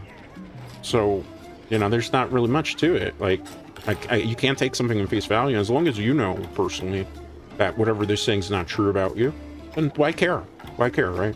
It's wasted energy, I suppose. But then, I started really trying to join VTuber, like, community, right? And then, you know, it's tough. Like, I tried to join Reddit, right? Because there was like VTuber communities for Reddits, but unfortunately, I was really confused by this. Just because of my gender and because there weren't a lot of male VTubers back in 2020, keep this in mind. Whatever male VTubers were kind of around at the time, they just kind of were like shunned and blacklisted because they felt like they're, I don't know, like, what's the nicest way to put it? Like, that the male VTubers wanted something else instead. That we're all weirdos and that we don't like idol culture, or we don't appreciate VTubers, and we're using it just to, like, I don't know, attract females. We are doing the last monster today, Attila Khan, in case you're wondering. This might take us a full 20 minutes to do, because you normally, again, this is 4 HP scaled, and it's a pretty tough fight. And you're going to see something cool about him. I wish he would come back in another game, but I think because of his mechanic, they probably will never put him in another game, because you have to completely develop a game around him. But yeah, like, you know, so in VTuber communities, Reddit, it was like, yeah, no male VTubers. That's literally on Reddit. We don't want male VTubers here. Not allowed. And I just kind of thought in my head, but why? I want to views. I'm a content creator. I want to be able to, like, have fun with it. Yeah. So then there's that. Another experience I've had in 4 years as a VTuber that was kind of a weird one too, is age gating, right? So depending on the type of VTuber, depending on the person of, you know, a lot of VTubers that do VTubing, a lot of the indies, I want to say, kind of like see their favorite VTubers from when Hololive really blew up big, right? There's Mori Calliope, Gargura, Ame, I'm blanking, Kiara. They all, you know, were like the first gen, right? They came out in 2020. Before that, there wasn't really anybody out on the market, right? And then eventually Iron Mouse came out and stuff. So yeah, like, so for the young people, they automatically were, you know, impressed by these people and decide to become VTubers. So what is really the thing with young people? Like, I'm talking 18, 21 crowd, right? They don't like old people for whatever reason, right? If you're old, you're from a time period, like, they don't want to associate with you because they're like, you playing video games, liking anime, whatever is weird, right? Like, it's weird, it's unlikable, there's something wrong with you. So me, obviously, and I've said this before, and you can kind of just tell based on the fact that you see stuff I like, and I make references to stuff and watch movies from like late 80s to early 90s. Obviously, I'm a millennial. If you didn't really guess that, I'm from the millennial generation. So a lot of the times then, I had a hard time like interacting with groups because there were a lot of younger people that hate old, well, I'm not old, but hate old people. We don't belong in here. How dare you enter the VTuber sphere? You are an outsider, right? Which I kind of found funny in a way, because it's just, it doesn't make sense to me why you would age gate things, because everybody's allowed to enjoy video games. If you look at some of the top regular Flesh VTuber, or not VTuber, excuse me, regular Flesh content creators, Rurikon in his 40s actually. Max Doodle plays, I forgot exactly his name. Maximilian Doodle play. Him, he's 40. He shares the same, no, not the same year, but he shares the same birth date as me, September 12th. Who else? Moist Critical, he's in his 30s. Asmongold, excuse me, because I don't want him to cancel me because I mispronounced his name. Even though if he were to come here and then, you know, do a video, that just blows me up, so hey, more power to him, I suppose. But Asmongold, in his 30s. Pokimane, you know that Pokimane's in her 30s as well. Just the Minx definitely has to be in her 30s. My point is, all those people that these VTuber youngins like idolize and respect and stuff are all in the same age bracket as the same millennial VTubers that they don't want in the scene. And I'm pretty sure I don't have 100% evidence on this, Wolfies. I think I'm hitting the wrong thing. I think I gotta turn around and hit this orb thing here. The thing that I gotta get too is like a lot of the major VTubers too that are part of big agencies.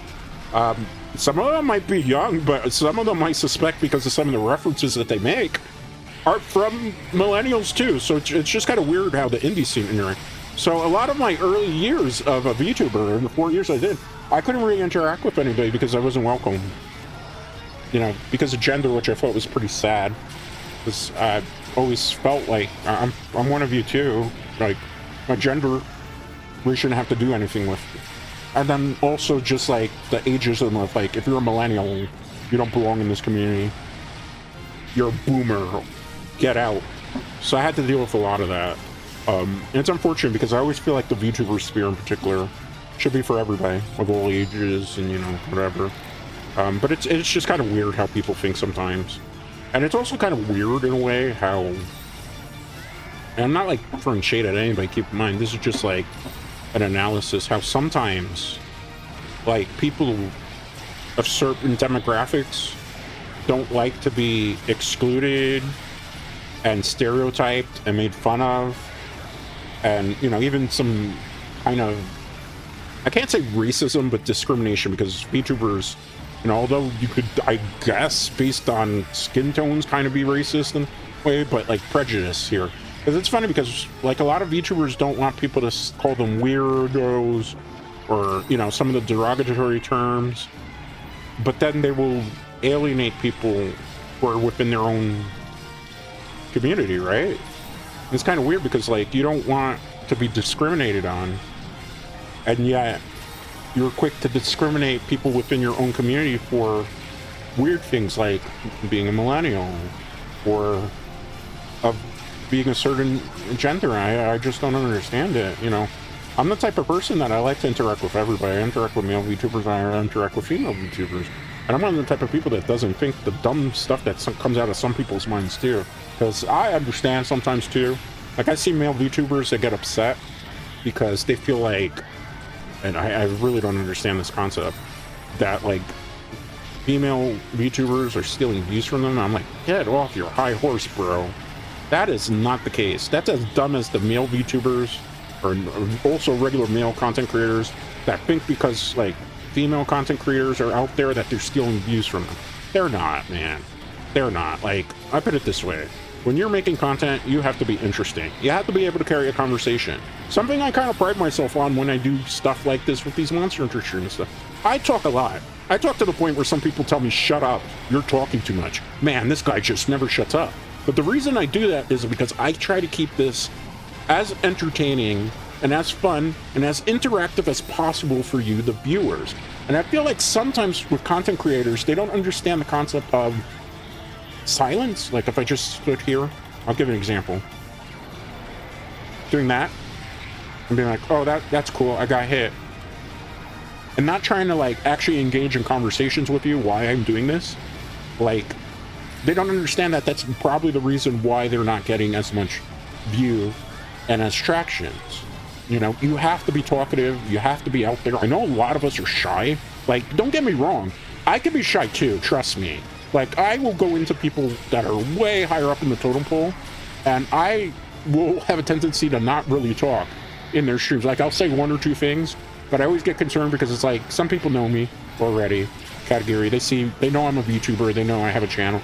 And then sometimes I get a little concerned because I don't want somebody to think that I'm coming into their channel interacting because I'm trying to like promote or anything. I never do something like that. I generally like these people's content. I also study a lot. Like, people don't realize I study from the best in the business and stuff. So it's kind of cool because I could share a little bit of the story, but I can't tell you who the content creator was. I'm a fan of a very big content creator. I recently dropped a really good PV, right? And I always like talk in their streams on and off, right? Nothing too major because, again, I don't like to say too much in it because I don't want the perception to be something like, oh, he's promoting, or oh, he's trying to steal views. I don't do that type of stuff. I'm watching you, it's because I'm interested in your content. I like what you do, and it's okay as me as a content creator that's aspiring to be more, to be a fan of big content creators. At least I hope so, right? I'm gonna try to hit this, but I don't know if I'm gonna get it. I think it has to come close to me. This might be a waste. Oh man, it's not as long as it is in Rise and Sunbreak. Oh man, don't clip that. Wherever you do, don't clip that. That sounded so dirty. That was not me trying to be dirty, really. I'm honest. But yeah, So, you know, you have to be like entertaining and stuff, but I go in, but the story, yes, yeah. So I commented on a PAV, not PAV, a PV, right? Music video of something, because I was really impressed by it with the production values. And everybody that knows Katagiri Jinrou knows that I am a fan of cinematography, music videos, all that, because I work in the film and television industry. I haven't really gotten much gigs lately, but I digress. I am from that, so I understand a lot of nuances when it comes to music videos in terms of animation and stuff. So I was commending them because I thought they did such an amazing job, their editors, with the animation and the flow of it and the beats and everything. And I put it out there, a comment like a couple days ago, and I put it out because I support people, right? I lift people up and down. That's what I do, whether you're big or small. Like, I'm not intimidated by some of the bigger VTubers that interact with them. But I was, I'm forecasting because I would get killed there. I don't want to, because if I take a cart here, it will affect our drops. And it will make me a little bit sad, Wolfies. A little bit sad, but I digress here. So yeah, you know, so I didn't really think much of it, and then I got a comment, or not a comment, but I got some stuff back, in regards to, like, interaction with them.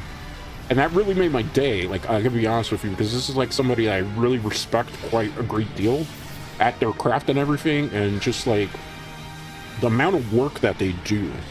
Because they work really hard. They work 24/7 on their brand and their content, and they do a lot to try to please their fans. So getting the interaction with them on YouTube that I was really kind of made my day, because I was like, oh wait, they actually know me and they've recognized my face, I guess, from when I come in chat occasionally. And I was like, oh, and they don't, I guess they feel like I don't step on their toes, which is, I was never trying to step on their toe. I really just wanted to be part of their community. So when they did that interaction with me, it was very important for me.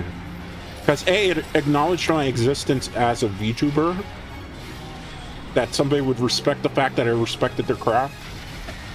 And two, it's just like a really nice gesture. It's just like, hey, I do belong as a VTuber, you know, because it's hard. Sometimes you have people that are really just so dead against you being in this community. So having somebody like that particularly validate my existence, it means a great deal. I can't tell you who they are. I can't tell you. Maybe you'll be able to figure it out on your own, but like it really was very, very touching for me. Very touching, because it was like, hey, it made me feel like I belonged. You know, so don't give up, guys. And also, this is our kind of thing I'm ranting about too. I would like to see, in regards to indie VTubers, because I know, like, when people always are criticizing me because I interact with big VTubers and stuff, it's like, you shouldn't be doing that. These are like corporate people.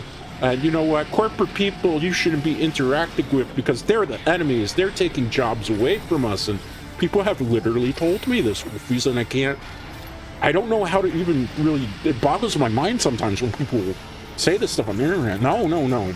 I don't believe that. I'm not here to take anybody's spot. I don't believe that I'm taking anybody's spot. I don't believe they took their spot, anybody's spot. Everybody that's there in big corporations have earned their spot. They've paid their dues. Most of those corporate people were indie VTubers once themselves and worked very, very hard to get to the positions that they're in right now. You know, there's nothing wrong with aspiring to be more and to wanting to, you know, set yourself up for a successful future. So I don't understand this us versus them mentality, because I don't believe in it.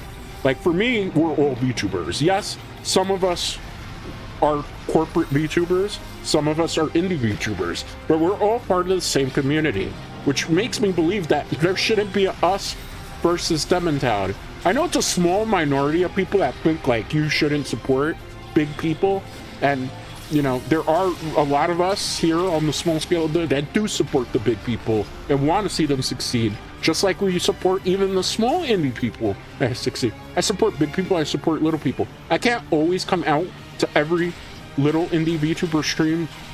Sometimes I lurk, sometimes I just don't feel cool chatting. Sometimes, like, how I would contribute to a chat, I know is not going to fit the vibe, so I don't really. But, you know, this us versus them mentality type of stuff really throw that out there, man. Throw that in the garbage can.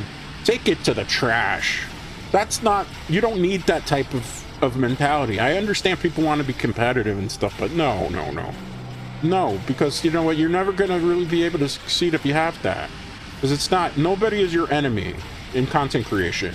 Nobody is your enemy. Yes, people try to compete for views and stuff, but you know what, focus on yourself, focus on your brand, focus on talking to people. It's not easy to talk to people, just like it's not easy to talk to thin air, but you gotta do it, Wolfies. You have to talk sometimes even when there's nobody there listening. To just be able to get comfortable, you got to build yourself up. You have to build your brand. You have to be comfortable in your own skin. This is stuff that I can't like harp on this, because sometimes people ask me, how the hell did you get to like 10,000 views with the stuff that you do? And it doesn't make sense. I got comfortable in my skin very early. I got comfortable talking to people. When I picked up a microphone the very first time in my previous self 4 years ago, I was scared half to death. I didn't know, man. Like, I put out one video, and that video got, like, it was a Friday the 13th video.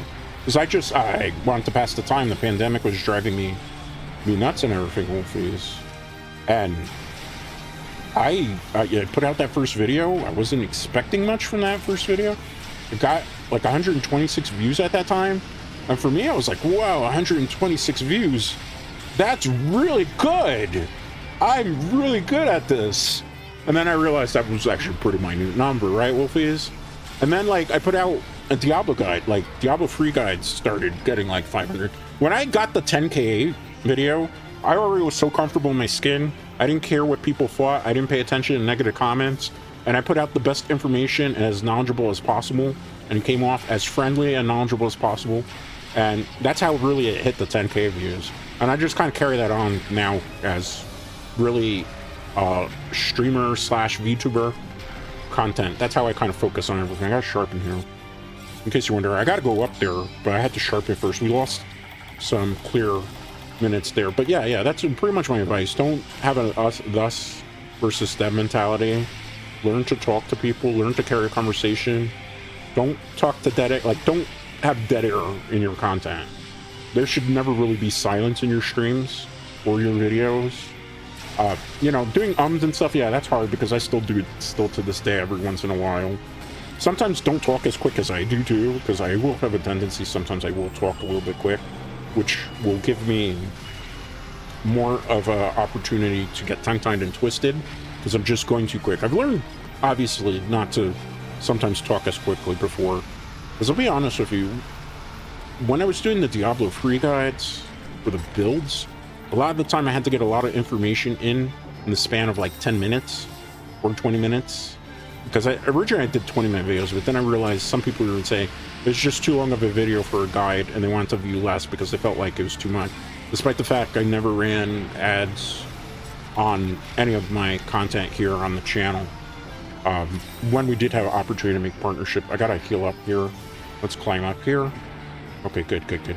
So yeah, but I digress. Like, so what ended up happening, I was thinking as to whether I could hit this thing here or not.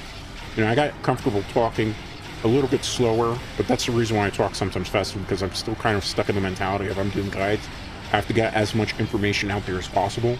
When realistically, I can just kind of take my time. We're going to phase 3 now of this fight. So this is where things are going to get pretty dicey. He's going to start chucking this wheel along. You know, that's my advice to anybody who's kind of looking up to me and stuff. But yeah, like I'm very happy right now with how I do things here on the channel and how I present myself. And you know, I am going to be reaching higher. I have told people this. I'm waiting for the moment that the opportunity presents itself, and we're going to go for that opportunity. So enjoy me as Katagiri Jinrou. Never know what could happen in the future. But you know, I am going to strive harder, because I've gotten the resolve now that I needed, that I can be just as big as anybody else, and I can be where I want to be, right? I have a destination or two in mind that I'd like to be, and I think I bring a lot to the table in regards to that. I'm a different type. Like, there's a lot of content creators that try to be like raunchy, unhinged and stuff. I understand that, but I'm not one of those guys. I enjoy gaming. I enjoy explaining things while I'm gaming. I enjoy interacting with people. I enjoy telling stories. I enjoy, like, fun facts, tidbits. When we do the movie nights, and I do have to do more movie nights. Don't worry, we're going to get back to doing more movie nights. It's just, like, I said before, the laptop had an issue and I had to go send it fixed, and I'm trying to prove things off. I wanted to just get a lot more gaming in at the moment, just because I have to try experiments. But we'll be doing more movie nights again shortly. I enjoy movie nights that we do. I have some other fun things I'd like to try. I am interested in doing karaoke. I don't know how I would pull that one off. I don't think I have the karaoke voice for it, but I am interested in trying to do karaoke. I can't do art because I'm terrible at drawing, and obviously the only other way I could do art is frowned upon. I wouldn't do something like that, so we're not going to do that. But I'd like to do something like that. I want to play a lot of different type of games that I haven't played. I'd like to play, like, maybe some puzzle games. Like, I've been wanting to play Sukiya, just haven't had the time to really, because you'd be surprised how much time I'm making content. Like, yeah, we do 2-hour streams here, right? But excuse me, I got a little choked up there. Almost choked on my own saliva. Bad. But I want to play, like, puzzle games, Sukiya. I'd like to play. I'd like to play Dead by Daylight at some point. I want to do that with people, though. I don't want to do that necessarily solo, because solo Dead by Daylight is just not fun. So, okay, a survivor. And solo, basically killer, isn't really that much fun either. Oh my god, I gotta watch out for these spears. Oh, that was leap dodging. Ooh, that was super leap dodging, man. Is it skill? Maybe. Or maybe it's just, what is it called? L'Oreal? Maybe it's just, no, maybe it's just Maybelline. That was the expression, right? Because L'Oreal was a completely different thing, right? I mean, if you look at my hair, clearly I use, like, L'Oreal hair products. Does L'Oreal actually still exist? I really don't know, Wolfies. But let's go. Okay, cool. He's close to death. We just gotta play a little bit more conservative because we're running out of health items, because I had to chuck a lot of mega potions as well as first aid pluses. Oh, he's getting angry. Oh, super angry. Let me knock the other out here. It's hyper focus. Okay, good. Rawr. Okay. I'm not gonna try to go for a lot of bug buffs right now, because if I do so, what's going to end up happening is I'm losing a lot of damage output, even though we don't got triple blood buff. It also gave me a chance to get some necessary heals that I needed. Just dodge. Oh, I thought I had a chance to dodge there. Okay, let's be careful. I gotta watch out for this freaking big wheel thing that he does. Oh, he's trying to throw that wheel. Let's try to get close here. I need to stick to, like, his, whatever you call those, tendrils or piercers. Basically his claws, because if we can stay by the claws, we can avoid not only the ballistas that he's trying to fire off, which I got hit there with, but we can also do a couple other things too. Watch the wheel. That's not the wheel of fortune. I mean, it'll give us a bad fortune, but it won't give us a good fortune, that's for sure. I'd like to buy a vowel. Why? Why are you doing so much, Atalakan? This is why I didn't play the event one, because the event one does, like, double the damage and has, like, even more HP. The fact that I'm soloing the endgame monster, like, it's not a hard monster to do necessarily, but this game really was trying to promote cooperative play with these. So it's a tough one. It's a tough one. Okay, we're good.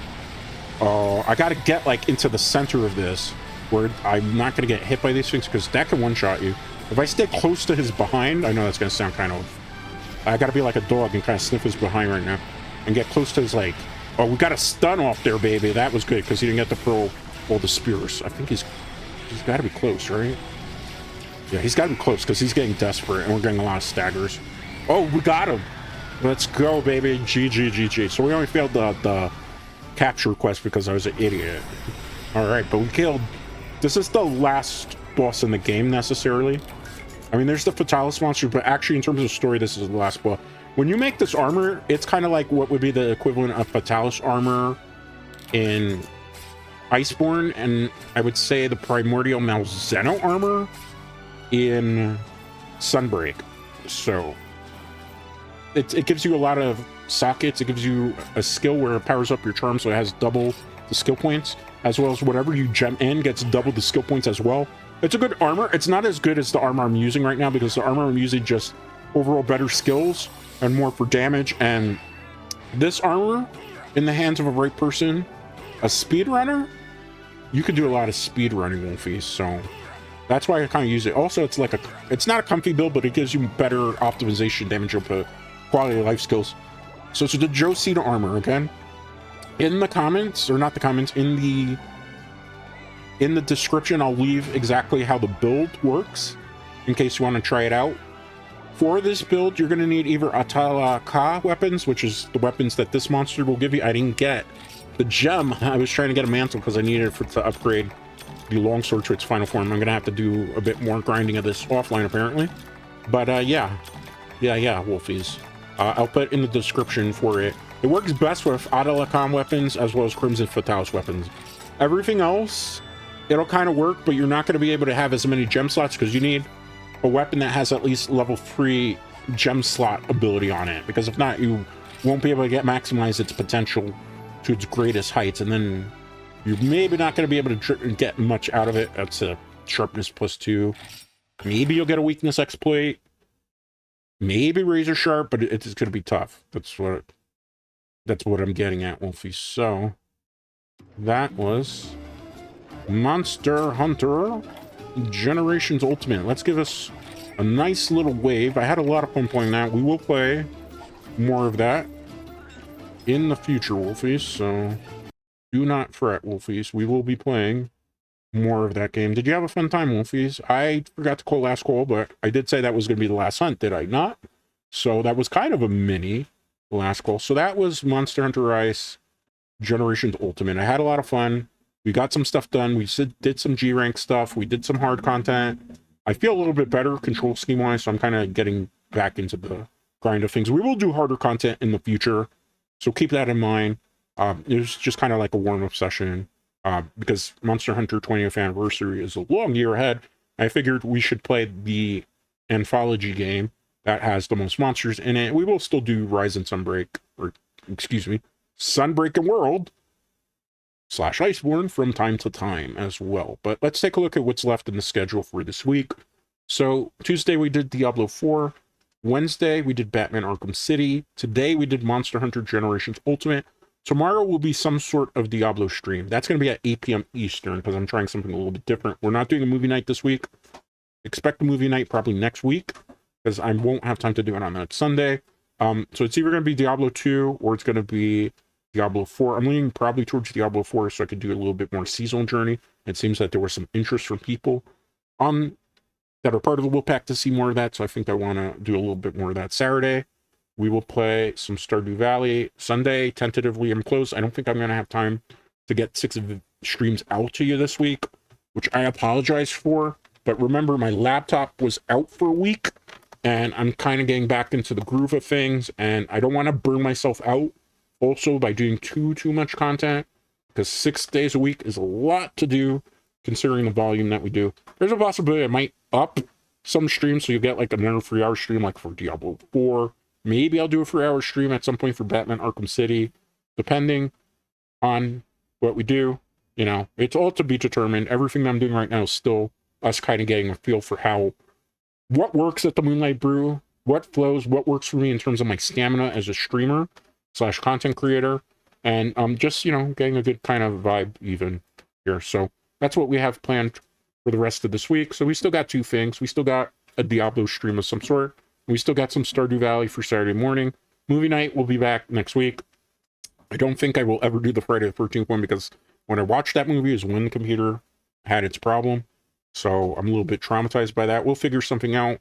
My apologies, we didn't get to do the Leprechaun watch along. I really wanted to do it, but, you know, between the laptop failure and having to take it to the shop and having to deal with our paperwork and other stuff that had to still be made, we just didn't have time to do it, which kind of hurts me a little bit because I really wanted to do it because it was going to be fun one to do Leprechaun watch along, but we didn't have the time, unfortunately, and that's just kind of how it is. But with that being said, Wolfies, you don't have to go home, but you can't stay here. I will see you tomorrow for a Diablo-related stream at 8 p.m. Eastern, Wolfies, so definitely look forward to that one. Have a great rest of your morning, afternoon, evening, wherever you are in the world, and I will see you tomorrow.